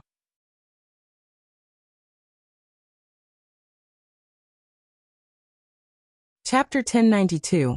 Not borrowing. Qiao Xian was very curious about how she got those feelings. But she knew that was what Qiao Ko was going to be like. She was already being very kind without adding fuel to the fire. When the gossip came to the end, the 20 mu of land in the north of the city was sorted out. The bricks were all surrounded by a wall more than 2 meters high. They opened 2 doors in front and behind. When they went in through the front door, they saw a flat land paved with green bricks. There were 3 small houses resting on the flat land. On the other side was the storeroom and tool room. There was a huge cellar under the storeroom and tool room. Several roads crisscrossed through the vast expanse of land, dividing it into multiple sections. A canal had been specially constructed to facilitate irrigation by drawing water from outside sources. Qiaoxian's space differed from the outside world. Every crop had been planted and grown in halves, allowing the potatoes that were planted earlier to be ready for harvest. Once harvested, new potatoes could be planted, resulting in another batch to be harvested the following spring. As Qiaoxian contemplated, she realized that by following this approach, they could plant over 10 mu of potatoes here next year. The land would expand significantly in the coming year, providing an opportunity to share some with Lu Min and Gu Zhiyou. Additionally, there were strawberries. Qiaoxian had planted them both in the backyard and the space, with the ones in the space growing luxuriantly. The vines held onto the elderly plants and produced numerous separate offshoots. While the plants in the backyard didn't fare as well as those in the space, they displayed remarkable strength and vitality with the aid of Qiaoxian's superpower, sprouting several branches. Qiaoxian diligently strengthened and planted each individual branch. A few of them had already begun blooming, bearing small white flowers and budding fruits. Qiaoxian pondered whether the strawberries could survive the winter in the open air of the capital city under the protection of her superpower. If successful, it would simplify matters significantly. In the coming year, they could transplant some from the backyard and obtain seedlings from the space. Planting them in the northern part of the city would allow the branches to thrive. Within a span of 2 months, cultivating 2 or 3 mu of strawberries shouldn't pose a major challenge. They decided to keep the strawberries for themselves. Potatoes held great value, and if her husband offered them to the imperial court, the Tian family would lose any chance of controlling them again. That would surely irritate them. Qiaoxian even contemplated starting a beekeeping endeavor in this place. It seemed quite straightforward. Next year, they could venture into the suburban mountains and use their superpower to locate and collect a wild bee colony. Piece of cake. As the day grew late, the weather turned colder. Qiaoxian, Li Qiao, and Li Xia strolled down the street and purchased some trendy garments to have them tailored at a local store. Since she lacked expertise in handicrafts and her own creations couldn't compare to professional work, she didn't mind spending a little extra money to have skilled artisans handle the customization. Qiaoxian found it peculiar that some wives of Shao Yunduan's colleagues from the Hanlin Academy approached her for loans. However, she didn't find it entirely surprising. The Hanlin Academy had financial difficulties, and the government office wouldn't provide them with ice or charcoal by year-end. To ensure a comfortable winter, they had to work hard. Having their own residence in the capital and receiving numerous gifts from the emperor, queen, and concubines in the harem, it was only natural for people to seek financial assistance. Nevertheless, Qiaoxian had no intention of lending them money. Colleagues shouldn't involve money or profits between them, as it would complicate many matters. If you find any errors, ads pop up, ads redirect, broken links, non-standard content, etc., please let us know. Report so we can fix it as soon as possible.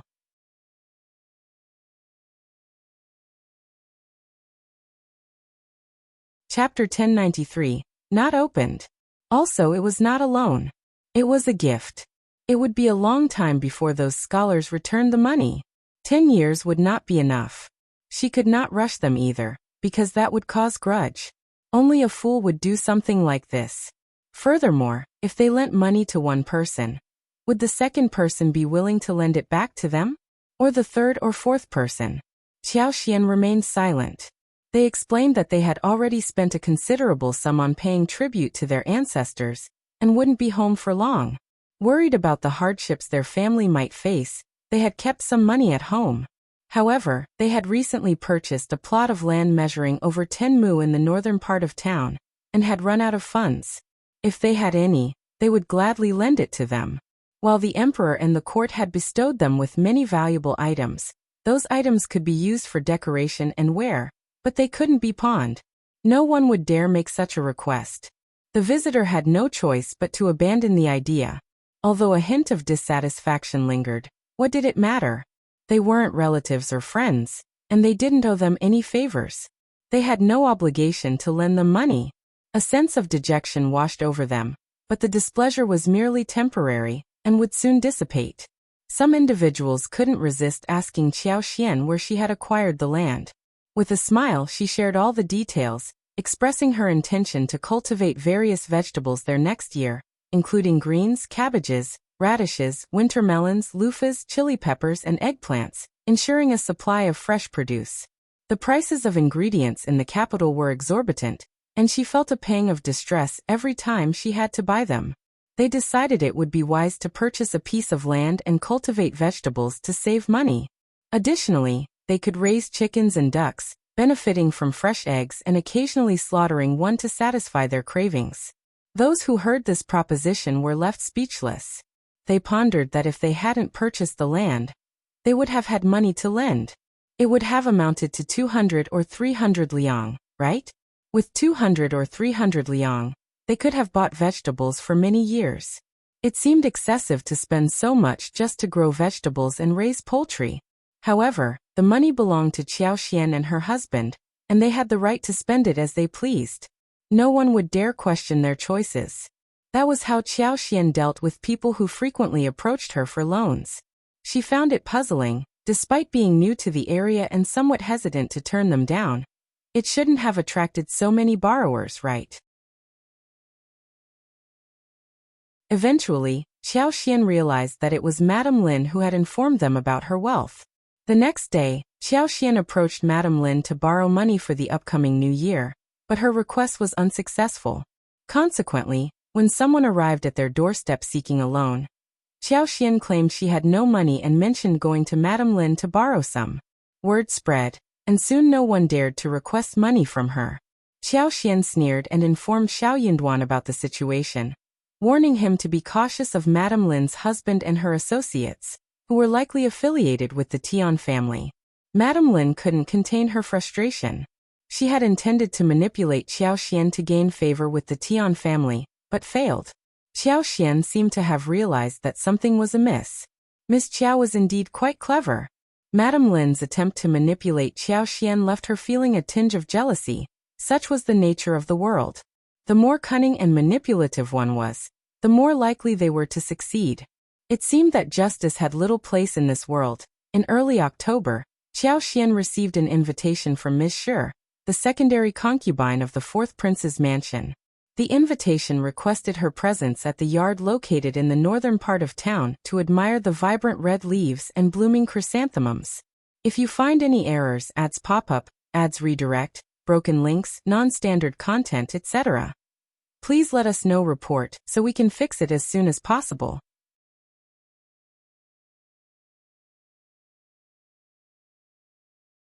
Chapter 1094.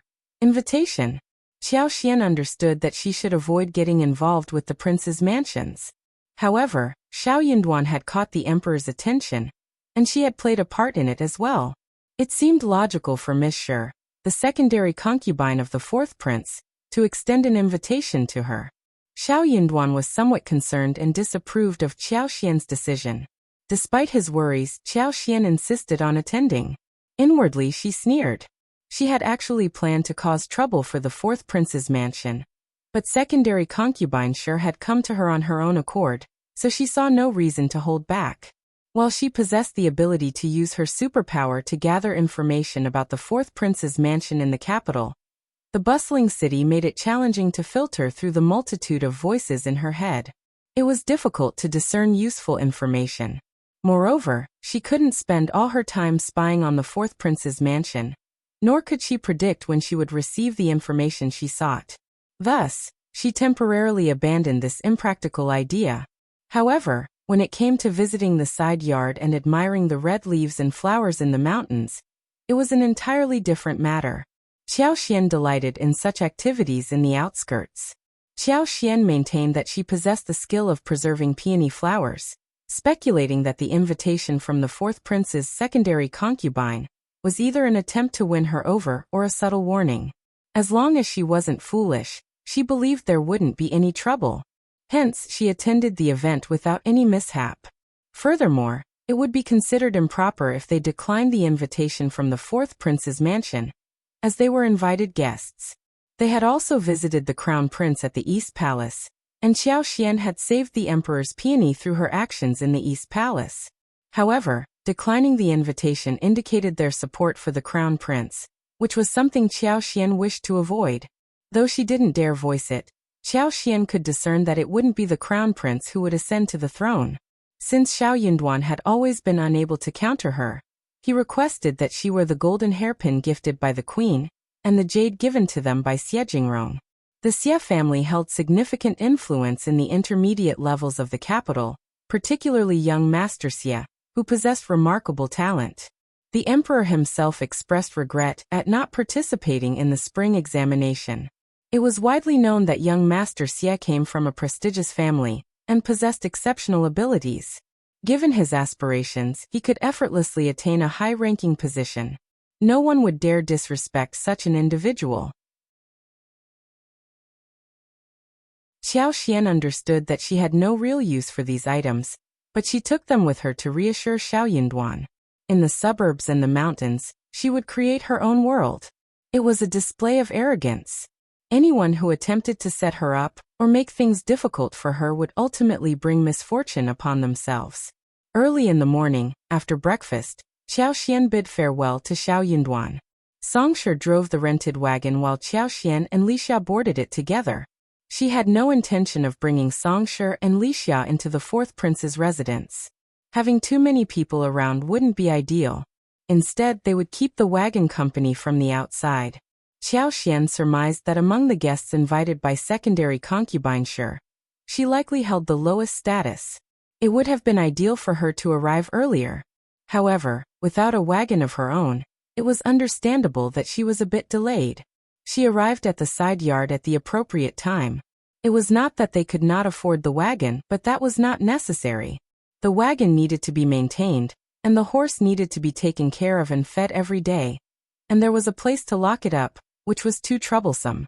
If you find any errors, ads pop up, ads redirect, broken links, non-standard content, etc., please let us know. Report so we can fix it as soon as possible.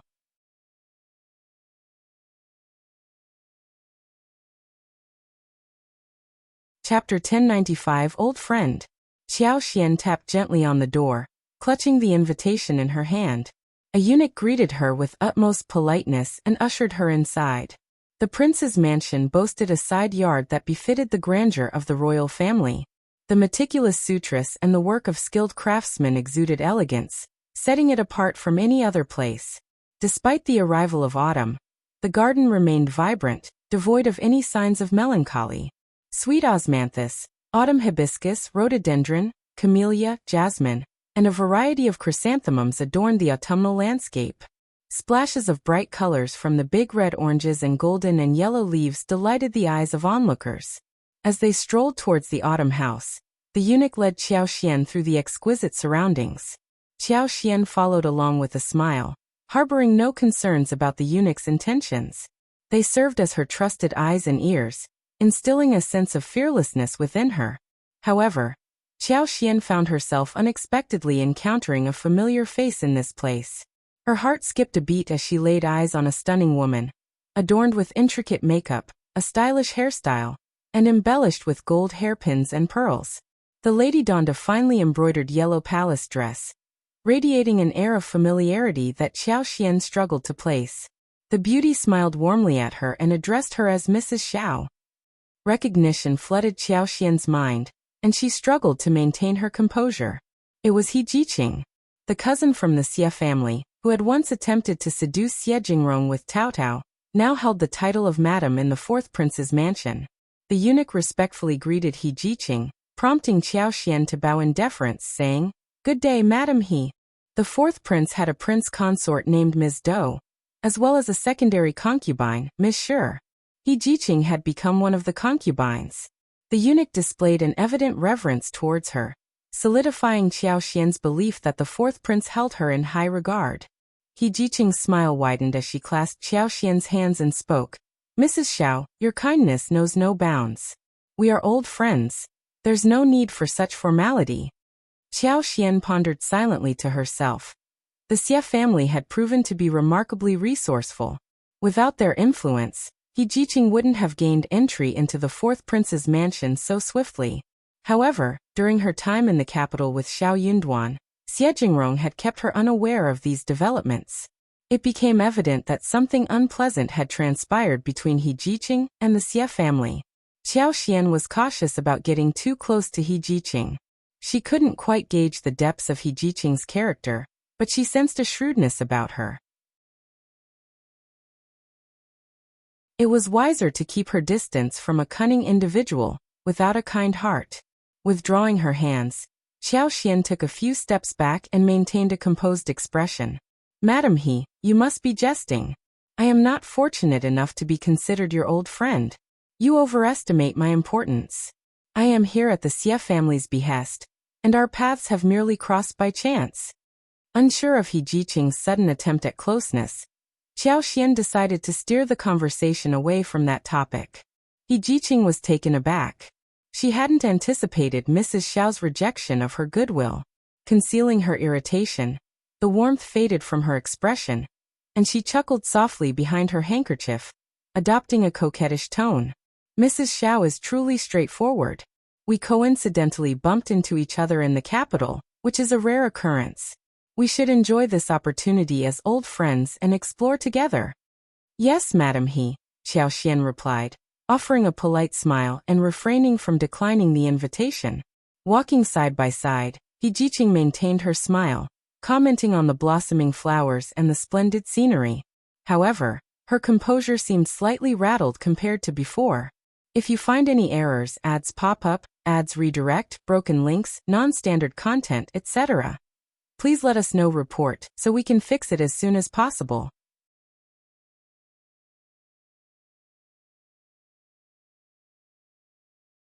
Chapter 1096, Unwilling. Not long ago, at the Xie family, He Jiqing had attempted to manipulate Tao, only to be exposed by Xiao Xian. The very next day, Lady Qiao had promptly sent her back to the He family. He Jiqing harbored a sense of resentment towards Xiao Xian.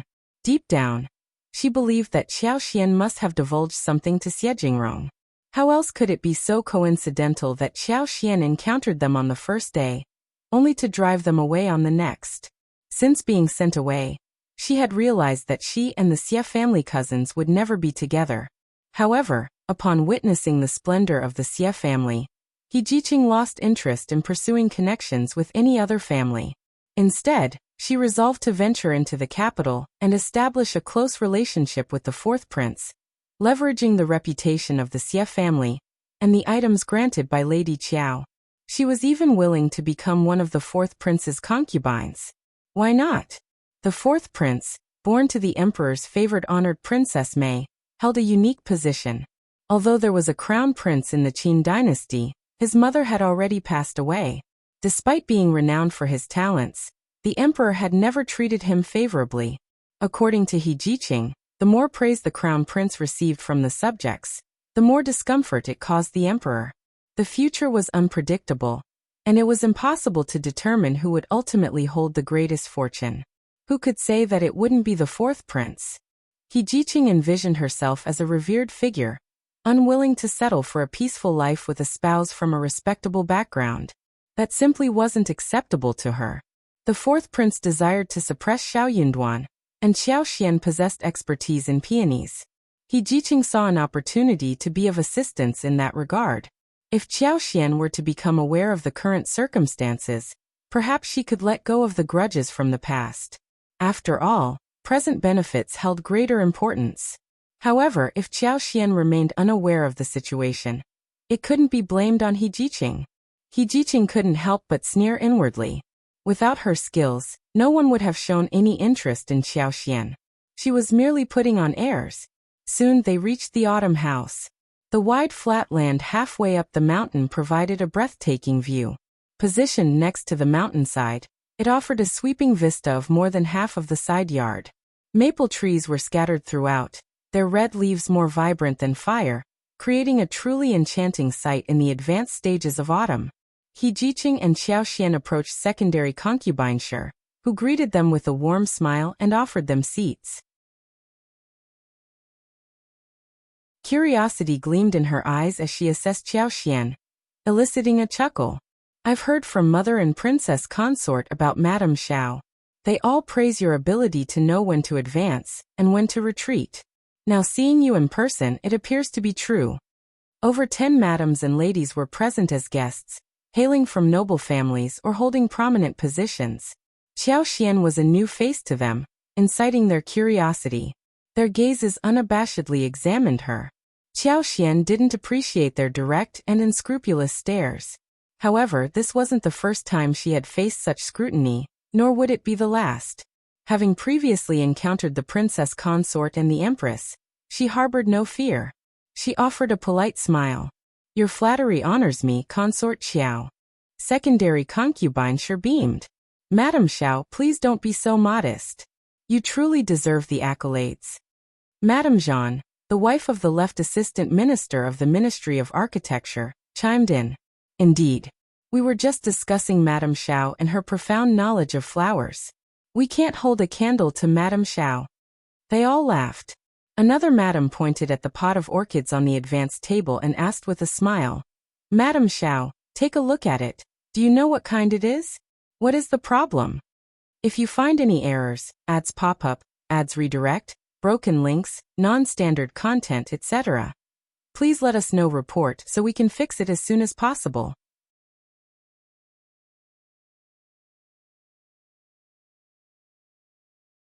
Chapter 1097, Orchid. Qiao was thinking inwardly. Here they are. That was what they were curious about. But that was understandable. She would have been very curious too. That was a rare thing. Qiao threw a look at the orchids. The long, slender green leaves exhibited a lush and moist appearance. They were gathered, with the tips gently drooping outward. Planted in an octagonal purple sandflower pot intricately carved with depictions of mountains, rivers, pine bamboos, it exuded an aura of antiquity and elegance. The flowers bloomed in a delicate shade of light green, evoking a fairy-like elegance. The emerald green sepals resembled peach petals, while the slender flowers mirrored the shape of peach petals. Hence it earned the name emerald peach. Orchids held immense popularity during this era, and Qiao had acquired comprehensive knowledge about them through the system within her spatial realm. Consequently, she recognized the orchid species immediately upon setting her eyes upon them. In the modern era, emerald peaches had long gone extinct, and Qiao had no desire to encounter them at this moment. However, their presence indicated their remarkable value. Qiao observed them attentively, but refrained from divulging their exact classification. Emerald peaches were rare, and she was merely a Madame Hanlon hailing from a humble background. It was unlikely that she had encountered them before. She smiled warmly. While I may not be able to identify the exact species, the orchids are thriving and exhibit no signs of distress. You can rest assured. However, the madam appeared unwilling to let the matter go. Nevertheless, I still find these orchids rather lackluster. Our old master has a penchant for cultivating exquisite varieties such as green clouds, plain lotus, heavy snow, peach cheeks, 18 beauties, and so forth. I can't help but feel that there is something amiss with this pot of emerald peaches. Madame Shao, perhaps you could examine them more closely? Upon hearing Madame Qiao's remarks, the others began whispering amongst themselves, hinting at the possibility of something being awry with the orchids. Qiao maintained her composed smile, fully aware of what was truly happening. If there is any issue with the orchids, it is simply because they have recently been relocated from the greenhouse and are still acclimating to their new environment. There are no other problems to be concerned about. The collective shock was palpable. Qiao explanation seemed absurd. It appeared as though Madame Shao was spouting nonsense. The expression on Madame Qiao's face changed abruptly. In a state of surprise, she blurted out, "How did you know?" Even secondary concubine Shi was taken aback. It seemed that Qiao statement held truth. Emerald peaches held great significance to the fourth prince, and there were only 3 pots of them in the entire capital. Due to the presence of a hot spring in the vicinity of the side yard, a dedicated greenhouse had been constructed. As winter approached, these precious orchids had been relocated from the greenhouse to the intermediate side yard. In case of sudden weather fluctuations, the greenhouse could be used to maintain a suitable temperature, far superior to relying solely on charcoal fires. Those renowned orchids would lose their perfection if they were damaged, and orchid enthusiasts found such imperfections unacceptable. Secondary Concubine sure had placed the peach blossoms on display not only due to her personal fondness for their elegance, but also as a means to showcase her favored position. A few days prior, there had been a sudden drop in temperature, prompting the relocation of the emerald peaches when the weather improved. How could Qiao discern such details so easily? Unable to contain her curiosity, Secondary Concubine sure inquired, "Madam Shao, how did you come to this realization?" The others were left dumbfounded, acknowledging the accuracy of Qiao observation. It became evident that Madame Shao possessed knowledge about the matter. After all, she was the second sister-in-law of Secondary Concubine sure's family. If you find any errors, ads pop up, ads redirect, broken links, non-standard content, etc., please let us know. Report so we can fix it as soon as possible.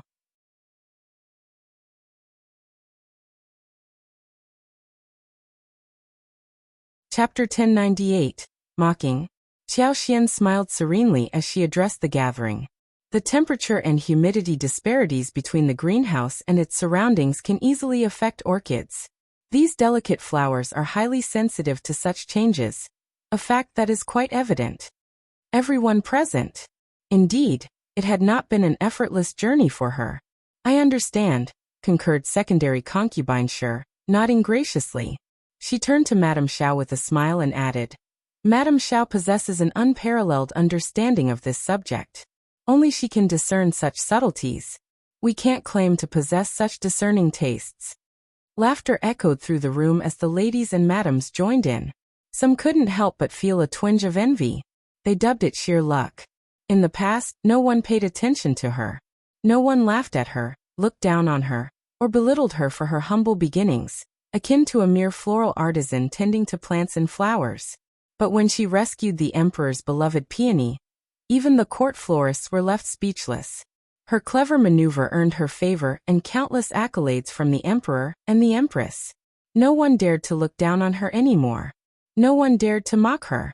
It would be tantamount to defying the entire court. Suddenly, a young lady blinked mischievously and inquired, her voice laced with a smile, "That's quite peculiar. The Qiao family doesn't seem to possess a natural aptitude for this profession. How did Madame Shao acquire such skills?" The young lady was a cousin of Tian Shanshan from the Tian family, accompanied by her mother. Officer Tian and his family had remained silent, and as relatives, they had no intention of making things difficult for Qiao on this occasion, for the sake of appearances. However, the girl's inquisitiveness couldn't be faulted. Everyone present was well aware of the animosity between the Tian family, Shao Yunduan, and Qiao. The whispers of Qiao association with the Qiao family spread throughout the room, igniting a spark of anticipation among the attendees. It was a universally known fact that people reveled in gossip and conflicts. If the Tian family engaged in a dispute with Madame Shao, it would undoubtedly be a captivating spectacle. Qiao smiled in response. "It's not surprising that others are unaware of this. I had a lot of leisure time at home, so I immersed myself in books and took up some personal gardening projects. Over time, I developed certain insights." It was the safest and most indisputable explanation. Even if others doubted her, what did it matter? The lady from the Tian family displayed a look of enlightenment. "Ah, I see. Madame Shao, you possess an exceptional talent for self-learning, despite your young age. I assume you devoted a significant amount of time to this pursuit during your upbringing? It's quite a remarkable approach," she added playfully. "Seems like being overlooked at home can be a blessing in disguise. Who knows what skills one might acquire, and how useful they may become in the future." With a jesting tone, she turned to Qiao and continued, "Speaking of which, Madame Shao, you ought to express gratitude to your maternal figure. If it weren't for her, you might never have had the opportunity to flourish. Some couldn't help but burst into laughter, while others discreetly covered their mouths to stifle their amusement. Everyone grasped the underlying meaning behind Ms. Tian's words. She was mocking Qiao for being neglected and unloved by her mother, insinuating her lack of filial piety. According to her, Third Madame Qiao's indifference had inadvertently contributed to Qiao's success. If you find any errors, ads pop up, ads redirect, broken links, non-standard content, etc., please let us know. Report so we can fix it as soon as possible.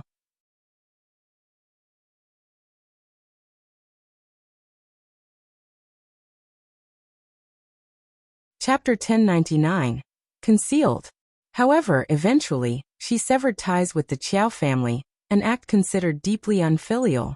Qiao responded, her voice calm yet resolute. Lady Tian, I believe there is a misunderstanding. Learning requires time, but talent is equally crucial. Take my husband, for instance. His rise to the position of primus at such a young age is a testament to his dedication and natural aptitude. Similarly, my proficiency in tending to flowers and trees is not something that can be acquired solely through time. She emphasized the significance of talent over mere passage of time. She continued, recounting her past experiences. In the past, I used to sneak out and use the money my mother gave me to purchase books of this nature. Although the content was sparse, I would destroy them after reading, fearful that they might cause trouble. Nevertheless, I gleaned some knowledge. At that time, it was merely for amusement. I never anticipated its practical value. Qiao addressed the topic of gratitude. Regarding Ms. Tian's suggestion to express gratitude to Third Madame Qiao, that must surely be a jest. Parents should fulfill their roles as parents, wouldn't you agree? However, I am genuinely grateful to Third Madame Qiao for breaking off my previous engagement and arranging my marriage to my husband. It is true that misfortunes and fortunes often shape our destinies. A bewildered silence fell upon the room as they exchanged uncertain glances. It was a foolproof plan. Thanks to the Tian family, many secrets regarding Shao Yunduan and Qiao had been unearthed, including her previous betrothal, which was no longer a secret. When Qiao married Shao Yunduan, he was merely a destitute talent from the countryside, while her former fiancé was an educated scholar groomed for the position of county magistrate. So was Third Madame Qiao truly acting in her best interests? It seemed she had been scheming to ruin Qiao life, to steal someone's marriage and shatter their entire existence. One could describe her lineal mother as treacherous as a snake. No one could fault a concubine's daughter for lacking respect toward such a lineal mother. Furthermore, Qiao had married Shao Yunduan after accidentally falling into the water. But how could a girl fall into the water so easily? However, these individuals were not easily swayed. They were the esteemed madams of the distinguished noble families, well versed in the ways of deceit and cunning. They believed that Third Madame Qiao had orchestrated the incident, intending for the concubine's daughter to meet her demise in the water. But to everyone's surprise, Shao Yunduan had rescued her. No one dared to speak ill of Third Madame Qiao. Tian Jingjing, a member of the Tian family, felt deeply humiliated by Qiao rebuttal, particularly the final sentence. What did it imply? It hinted that although the Tian family appeared prosperous and esteemed, there might be an underlying source of trouble. How dare they? Tian Jingjing sneered, unable to contain her frustration. So, Madame Shao, it seems you hold great dissatisfaction toward Third Madame Qiao. What has she done to warrant such a decisive severance? Perhaps you'd care to enlighten everyone? Tian Jingjing's mother, Ms. Yuan, was taken aback. She shot her daughter a reproachful glance. Jingjing. Meanwhile, Qiao had already begun staging her own performance. She sighed, shaking her head, and replied, "The past is in the past. What good does it serve to delve into old matters? Although we are estranged, I have no desire to dwell on the past any longer. Ms. Tian is correct. As juniors, we should strive to be reasonable, adhere to decorum, and exhibit kindness. Let us leave certain things behind us. If you find any errors, ads pop up, ads redirect, broken links, non-standard content, etc., Please let us know report so we can fix it as soon as possible.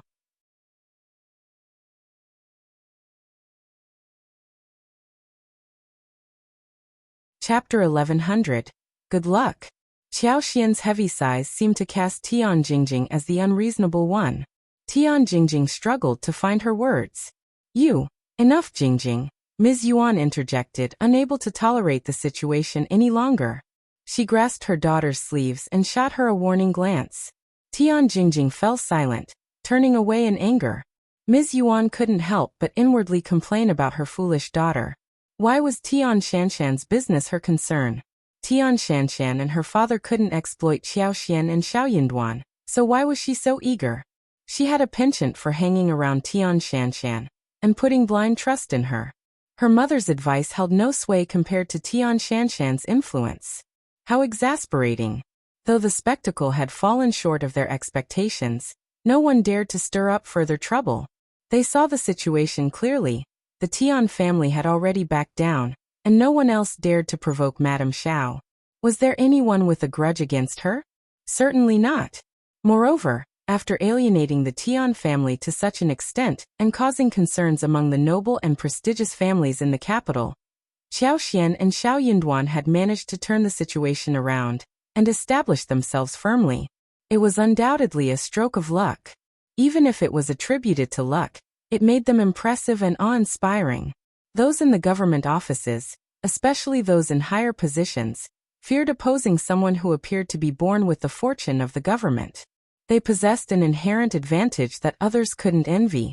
Going against them meant inviting misfortune upon oneself. It was still premature to make conclusive judgments, but what was the point?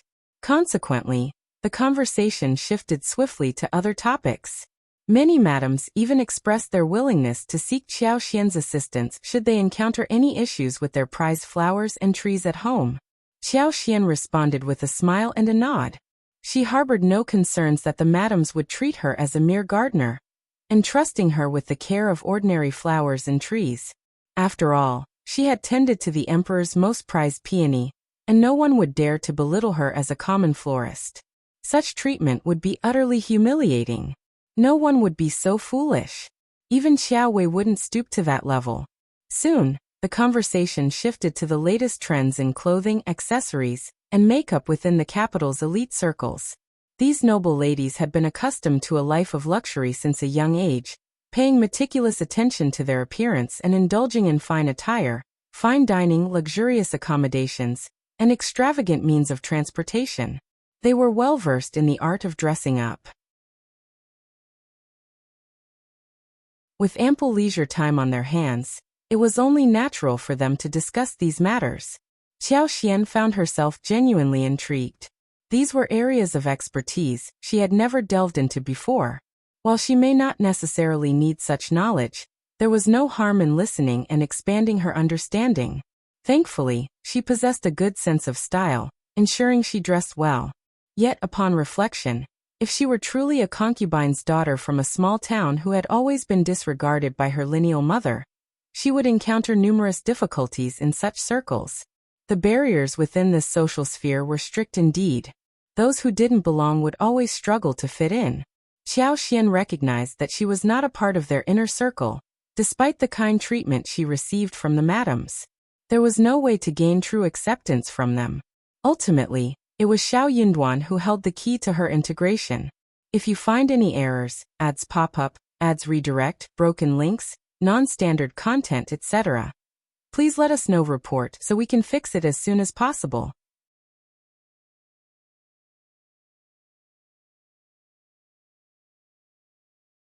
Chapter 1101. Shao Yunduan. Qiao Xian remained unfazed by the outcome, recognizing that it hinged on Shao Yunduan's position and influence. However, she harbored no concern about it. To her surprise, the topic shifted to lipsticks. The lipsticks she had created had already gained considerable fame within the capital. For the time being, Yuezheng Shao had decided against selling the lipsticks in the capital. Instead, he had discussed with Qiao Xian the prospect of selling them in the province. The capital's market was vast, upscale, and intricate in terms of connections. It was best to avoid involvement in it for now. Although they could collaborate with the Xie family to alleviate some of the challenges, the Xie family was a massive clan, and Xie Jingrong's influence was limited. There was no guarantee that the Xie family wouldn't cause complications. Furthermore, the quantity of goods available was limited. Given the restricted production capacity, Qiao Xian couldn't obtain a substantial supply of lipsticks. Thus, she decided to keep this lucrative and secure venture to herself. She had no intention of sharing the lipstick formulas and craftsmanship with anyone else, aligning with Yuezheng Shao's opinion. Yuezheng Shao respected her boundaries and never probed into the lipstick formulas and craftsmanship, fostering Qiao Xian's eagerness to spend time with the Yuezheng family. Once she possessed the means to keep the secret hidden from everyone, she could establish a workshop in a suitable location. Yet again, it depended on Shao Yunduan. But she didn't feel rushed. Although Yuezheng Shao was only selling lipsticks within the province, they had gained considerable renown. His elder brother would bring some as gifts for his business partners during his travels, and some people within the province purchased them for their relatives and friends in other regions. Gradually, news of these lipsticks reached the intermediate circles within the capital. Yuezheng Shao possessed 10 limited editions, and out of those, 5 were acquired by noble ladies residing in the capital. Numerous ladies and madams were fervently inquiring about the purchasing process, and some even sought assistance from others to obtain them. Merchants based in the capital, particularly those specializing in rouge and cosmetics, attempted to study the strategies for selling these limited editions. However, their efforts were all in vain. Due to Yuzhang's remote location and the fact that the lipsticks posed no threat to the sales of lip gloss within a 500-meter radius of the capital, people either approached Yuezheng Shao for cooperation or resorted to empty threats of collaboration. Being situated in a secluded corner, the Yuezheng family enjoyed relative tranquility. The merchants who visited their doorstep were nowhere near the same league as the Yuezheng family, let alone capable of suppressing them. Yuezheng Shao had publicly declared that the production process was intricate, involving complex raw materials, and the products were strictly limited in quantity. This created the perception that the product was exceedingly rare and difficult to produce, causing many to step back. However, Qiao Xian was taken aback by her own mention in this context. The topic of lipsticks ignited great excitement among the madams, who indulged in comparing the variety of styles and colors they possessed. I've heard that lipstick production is quite troublesome, resulting in limited availability. Such a pity. Yes, if only we could establish a store in the intermediate area, we wouldn't have to go through so much trouble to acquire them. At times, we can't even manage to purchase them. There's an overwhelming demand here. In my opinion, it seems that the owner lacks business acumen. Why not consider opening a store in the capital? What's the point of worrying about the business? The owner is not unintelligent. They are capable of making profits, but opening multiple stores might not be feasible. I've heard that there is only one store in Yuzhang City, just one. Absolutely. Exactly. Otherwise, there would have been additional stores by now. If you find any errors, ads pop up, ads redirect, broken links, non-standard content, etc., please let us know. Report so we can fix it as soon as possible.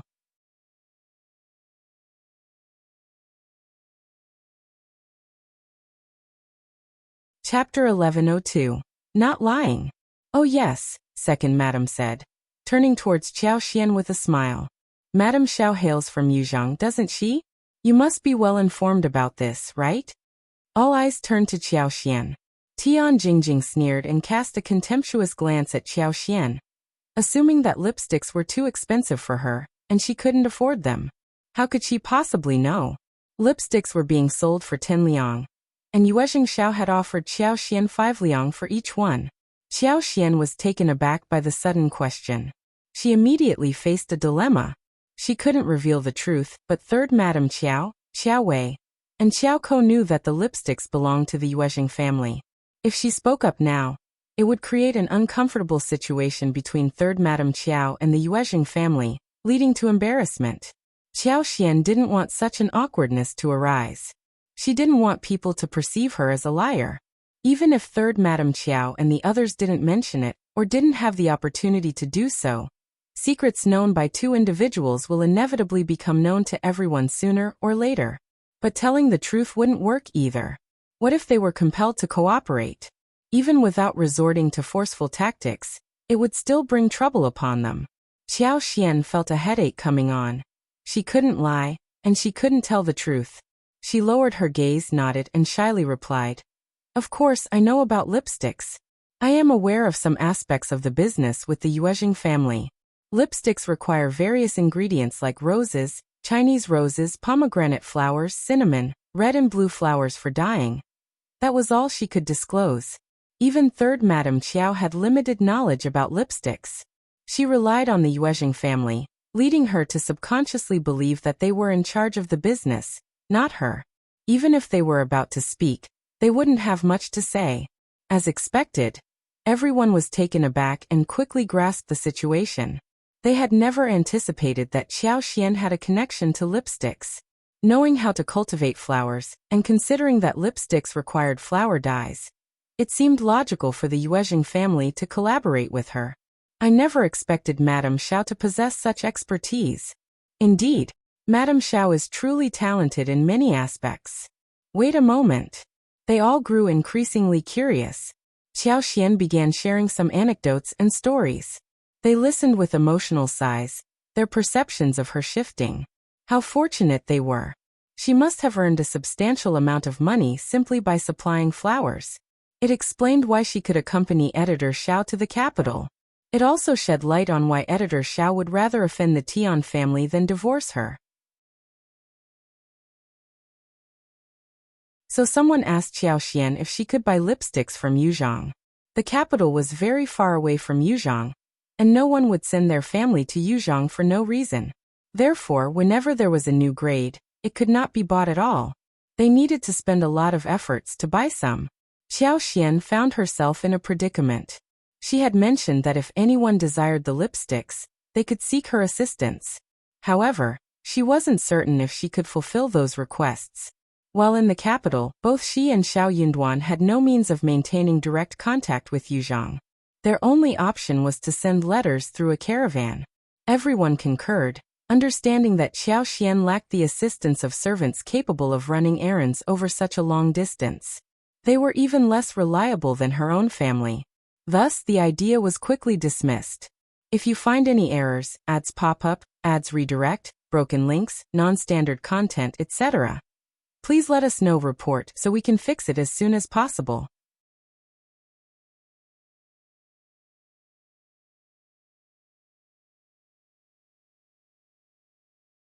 Chapter 1103. Forget it. They all engaged in lively conversation over tea and reveled in the picturesque surroundings, soon gathering for a delightful lunch. Someone mentioned their plan to visit Fayun Temple in the north to offer incense, and invited Qiao Xian to join them. Qiao Xian agreed with a nod. One by one, they departed for their destination. However, He Jiqing requested that Qiao Xian stay back and have a chat with her. She also extended an invitation for Qiao Xian to visit the fourth prince's mansion whenever she had the time. Qiao Xian politely nodded, inwardly determined not to accept the invitation. She had no idea what He Jiqing had in mind, but she knew it couldn't be anything good. However, she didn't want to revisit the time when she and Shao Yunduan had left the capital, facing the fourth prince's attempts to set them up. If the opportunity arose in the future, she could consider paying them a visit then. For now, she decided to let it go. Secondary Concubine sure hadn't caused any trouble, and Qiao Xian had done nothing to provoke her either. Shao Yunduan felt relieved seeing her safe and sound. Approaching her, he couldn't help but let out a sigh of relief before saying, "Look, you've returned safely and unharmed. The fourth prince's estate must be magnificent, and the red leaves on the mountains must be stunning." Shao Yunduan sighed with relief, and gently held her hands. "I will have a few days off soon. Let's go to the mountains and enjoy the beauty of the red leaves, all right?" Qiao Xian smiled and nodded. "That sounds like a plan." "Absolutely." It was autumn in the capital, and vibrant red leaves adorned the scenery. Shao Yunduan had intended to take her mountain climbing and admire the picturesque landscapes. After all, he didn't want his wife to feel lonely. With his busy schedule at Hanlin Academy, She had little to do to pass the time. Qiao Xian had been busy managing their properties at home. She had a lot on her plate, and she could even whip up delicious meals. However, without many people to share them with and help with the tasting, she and Shao Yunduan felt that something was missing. Qiao Xian recounted her encounter with Rejection to Shao Yunduan. Seeing Shao Yunduan's puzzled expression, she couldn't help but chuckle. It dawned on her that Shao Yunduan had never met Rejection before, and had no idea who she was. After some thought, Qiao Xian decided to share Rejection's identity, and how she had been involved in the scheme against Tao Tao and herself. Rejection was, after all, the concubine of the fourth prince, and the fourth prince had a close relationship with the Tian family. Qiao Xian believed that Shao Yunduan should be aware of this, rather than being kept in the dark. Shao Yunduan furrowed his brow. That really happened? Qiao Xian sneered and glanced at him. This cousin of mine is nothing more than a cunning woman, and I have exposed her true nature. It's a matter of reputation, and I don't want to dwell on it. I thought we would never cross paths again, so I decided to spill the beans. But now she's associated with the fourth prince. After such a long detour, they had encountered the situation once again. Shao Yunduan spoke, his tone serious. This woman is up to no good. Stay away from her as much as possible. She's just a concubine without an official title, and she won't hold it against you for not associating with her. Although the imperial family held great power, a prince's concubine did not possess enough influence to command the women of the court, especially when it came to someone as unique as Qiao Xian. Qiao Xian smiled. I will keep my distance from her, and we will only meet at formal gatherings. However, she must have approached me for a reason. I fear the fourth prince is behind this, and he is after you, my husband. If you find any errors, ads pop up, ads redirect, broken links, non-standard content, etc., please let us know. Report so we can fix it as soon as possible.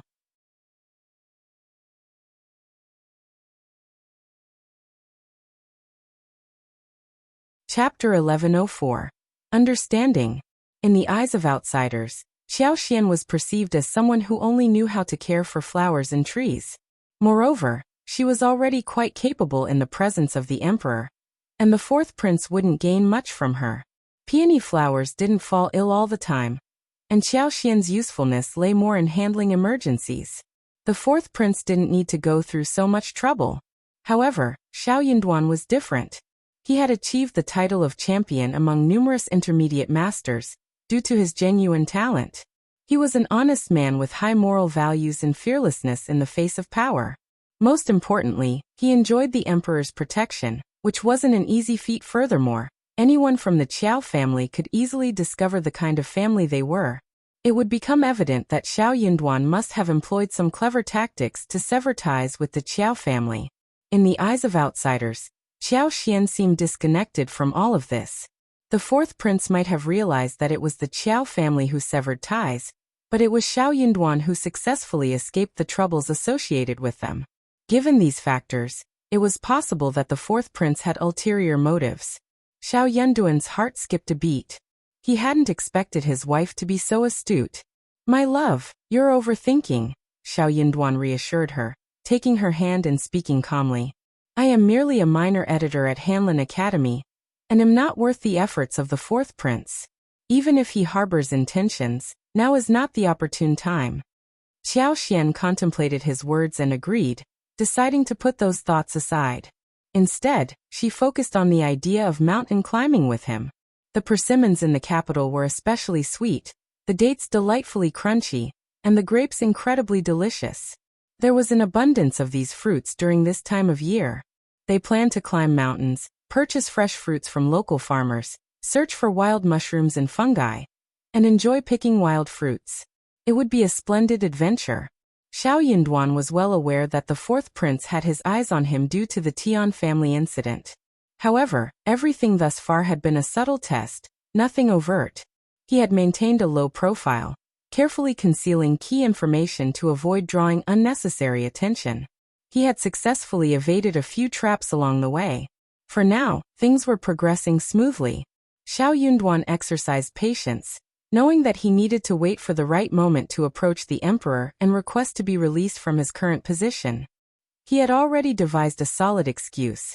He desired to become a local official and make tangible contributions to the well-being of the local populace.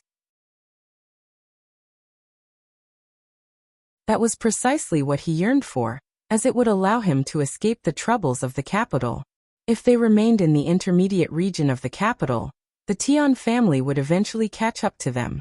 Of course, he could seek the support of a patron and serve the crown prince or another prince, but he had no such intentions. Even though he hadn't been in the capital for long, he possessed enough clarity to perceive the situation for what it truly was. Unswayed by the allure of fame and fortune, the emperor dedicated much of his time to cultivation and pill-making, resulting in only 5 or 6 imperial court meetings per month. Governmental affairs were seemingly managed by the crown prince, the princes, and the cabinet elders. However, things weren't as straightforward as they appeared. The crown prince's kind-heartedness often led to the involvement of various factions and forces before reaching a resolution in most governmental matters. If you find any errors, ads pop up, ads redirect, broken links, non-standard content, etc., please let us know. Report so we can fix it as soon as possible.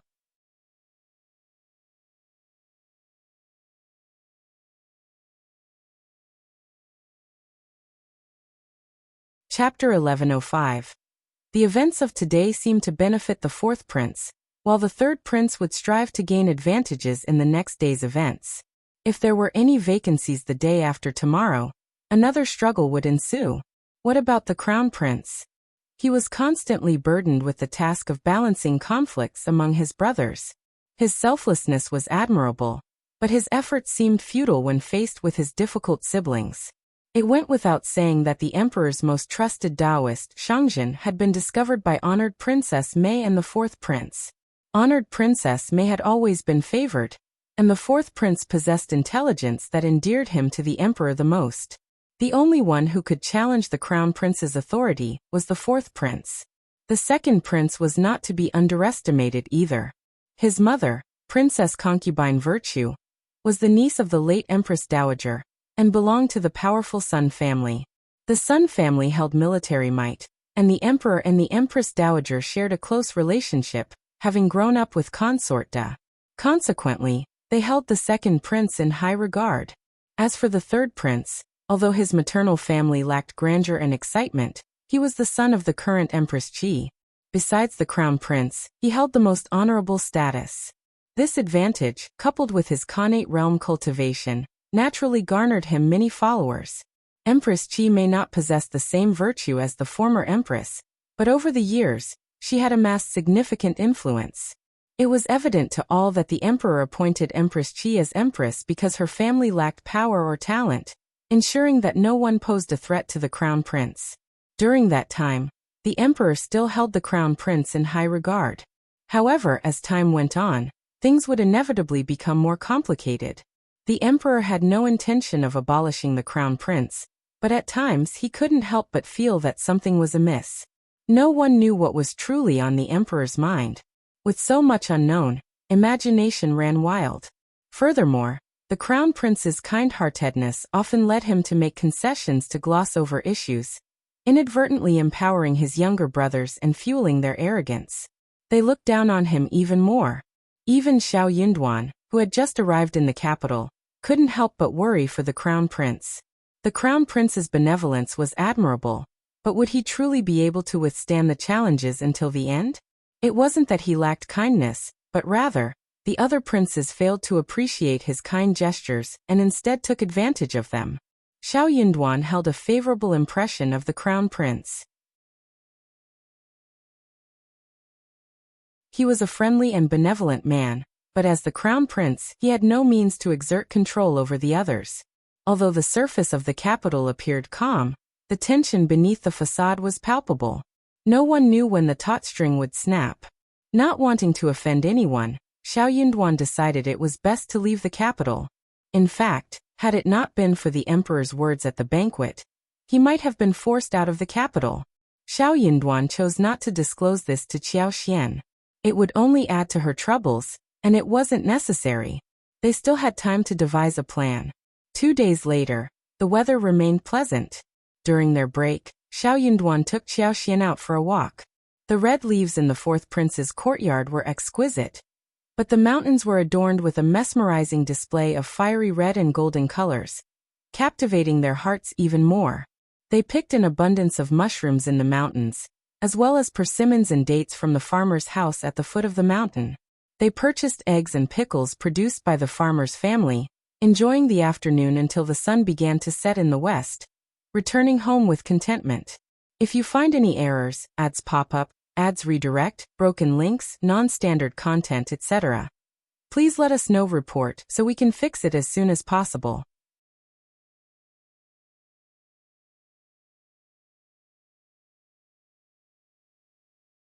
Chapter 1106. At Fayun Temple.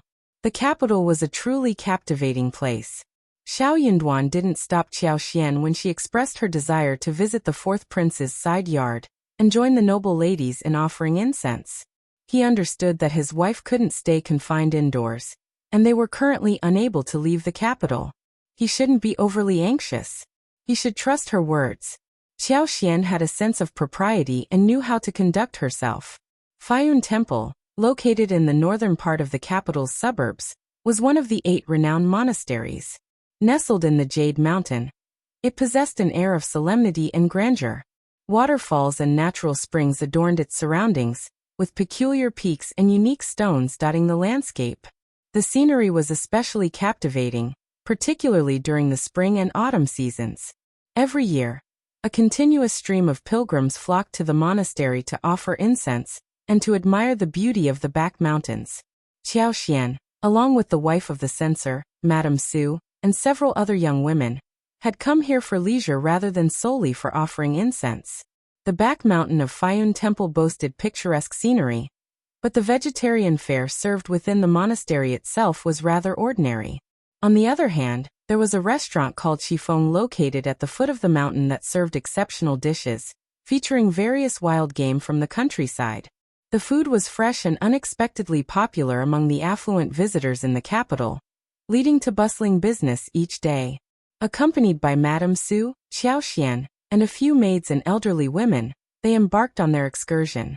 Qiao had chosen not to bring Lixia or Liqia with her this time. They had reserved a private room at Chiffon before making their way towards Fayun Temple. As the temple was situated halfway up the mountain, it would be arduous for the noble ladies to climb all the way there. Since the wagons couldn't reach the temple directly, they opted to use litters instead, and arrived at the temple after a half-hour journey. It wasn't a day of high religious significance, so there weren't many visitors present to offer incense. They entered the hall to pay their respects before listening to the sutras recited by the revered elderly master in the small courtyard. This marked Qiao first visit to Fayun Temple. After listening to the sutras recited by the master, they engaged in a discussion about karma over tea. However, Qiao didn't particularly enjoy the topic and politely excused herself with a smile, venturing outside to explore the surroundings. When Qiao and Lixia returned to the yard, Madame Su and the others were nowhere to be found. The young monks who remained behind respectfully joined their hands together and bowed, addressing Qiao and the other female benefactors. Benefactor Qiao and esteemed guests, Madame Su and the others have already proceeded to the back mountains. I will wait here to accompany Benefactor Qiao and guide you there. Please, Benefactor Qiao. Qiao nodded in acknowledgement and returned the greeting, responding politely, "Very well, thank you, Master." "No, Benefactor Qiao, please." "Please." The young monk appeared unfazed by Qiao's presence and led her serenely into the mountains. Qiao harbored no concerns. She was immersed in the picturesque scenery and had no fear of being deceived by the noble ladies in the mountains. Curiosity flickered within her, wondering if they would engage in any distinctive activities compared to the locals. After all, they were in the capital. The scenery at the back of Fayun Temple's mountain lived up to its renowned reputation. Breathtaking peculiar peaks and unique stones greeted the eye, igniting a sense of wonder. The autumn mountains displayed a vibrant tapestry of colors, exuding beauty and charm. Streams meandered through the mountains, cascading in various sizes and forming picturesque waterfalls at several locations. The tranquil sounds of flowing water blended harmoniously with the stunning landscape. If you find any errors, ads pop up, ads redirect, broken links, non-standard content, etc., please let us know. Report so we can fix it as soon as possible.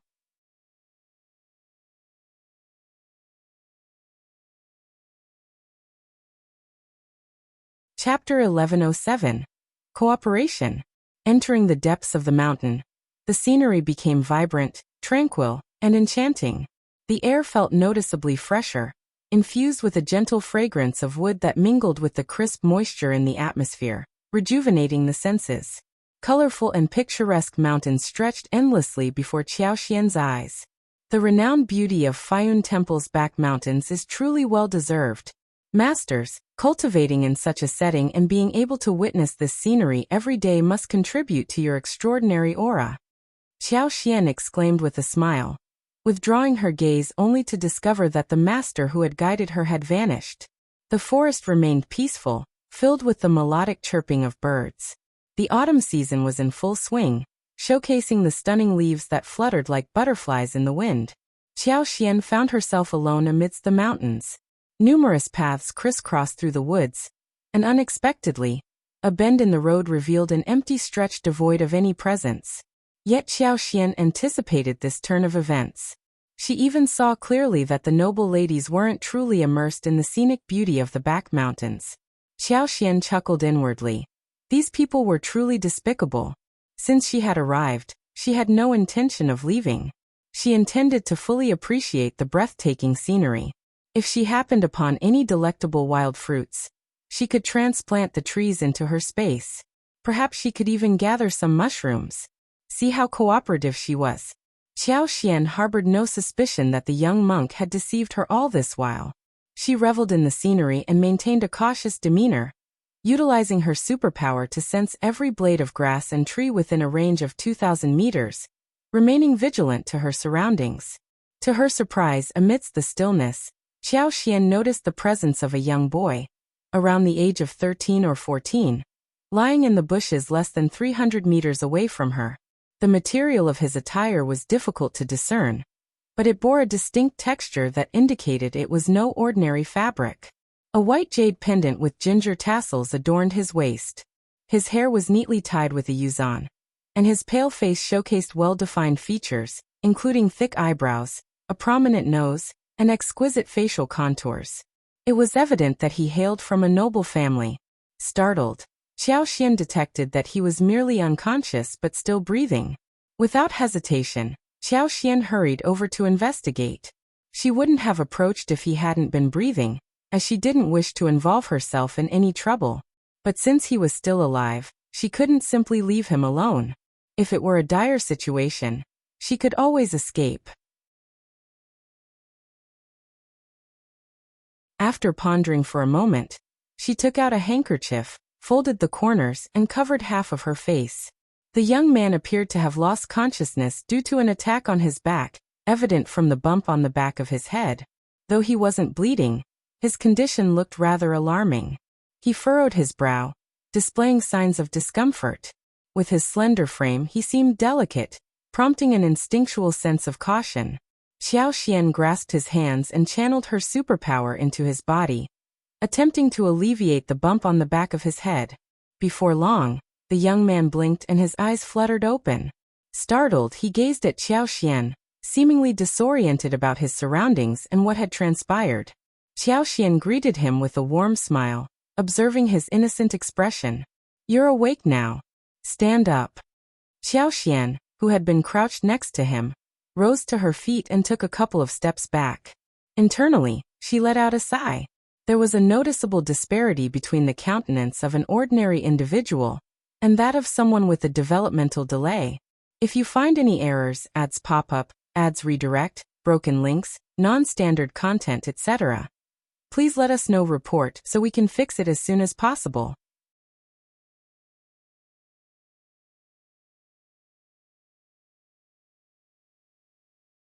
Chapter 1108. Young Man. This young man possessed a clear vision. Yet he appeared perplexed. Qiao Xian sensed an abnormality within his mind. It was a shame that he was so handsome. Despite not recognizing Qiao Xian, the young man displayed utmost compliance. Rubbing his eyes, he rose to his feet, his hands firmly planted on the ground. Qiao Xian pondered why he was alone in this place. Before she could inquire, the young man beamed at her and exclaimed, "Sister." Qiao Xian was taken aback. Perplexed, the young man glanced around and queried, "Sister, who are you? Why am I here? What brings you to this place?" Qiao Xian chuckled. How could she possibly respond to that? The boy continued, "Sister, what happened to your face?" Qiao Xian lowered her handkerchief, revealing a smile. "I have a fear of insects, but I am all right now. I came here to admire the scenery. And you? What are you doing here all alone? Where is your family?" "Family?" The young man smiled. "My parents are at home, and Dazhong and Tuan are playing with me." He looked around, puzzled. "Where are Dazhong and Tuan?" "Dazhong Tuan," he shouted loudly. Caught between laughter and tears, Qiao Xian realized he possessed enough intelligence to clear up the confusion. After she had healed him, he experienced no pain or discomfort, and he had even forgotten how he sustained his injury. Qiao Xian gently reminded him, "When I discovered you, you were unconscious on the ground. I revived you. Do you recall how you lost consciousness?" The young man's eyes widened in surprise as he spoke. I think I fell. My head was hurting, but now it doesn't hurt at all. You saved me? Thank you, sister." With a grateful smile, the young man expressed his appreciation to Qiao Xian. His joyous demeanor brought some relief to Qiao Xian, and she smiled back. "You're welcome. What's your name? Where do you live? I can accompany you home." The young man replied cheerfully, "Okay. My name is Qin Yi, and I live in the capital." Qiao Xian sighed inwardly. I see. This was going to be quite challenging. The capital was vast, and she had no clue about his exact destination. It seemed she would have to stay with him a bit longer. If he disappeared, his family would surely come looking for him. "Let's rest under that tree," she suggested. "Okay." The young man nodded, wearing a bright smile. He was well-behaved and amiable. He followed Qiao Xian to the tree and took a seat. However, Qiao Xian couldn't sit still like a child for more than a couple of minutes. She started plucking flowers and grass, lying on the ground to observe grasshoppers and ants. The young man didn't mind. As long as he remained within her sight, she was content. She inwardly chided herself, acknowledging that if all children caused as little trouble as this one, taking care of them would be a breeze. But this child wasn't so easily managed. He returned after a while, his face, clothes, and hands covered in mud and grass. He turned to Qiao Xian and said, "Sister, I'm thirsty. I want to drink water." Qiao Xian, if you find any errors, ads pop up, ads redirect, broken links, non-standard content, etc., please let us know report so we can fix it as soon as possible. You're tuning in to the Li Mei's Sword of Destiny YouTube channel. We're so grateful for your support. And don't forget to subscribe to join us on this incredible journey through captivating stories. Your generosity through donations truly makes a world of difference, as it's the primary source of revenue that allows me to expand and enhance this channel for you. Thank you from the bottom of my heart for being a part of this adventure.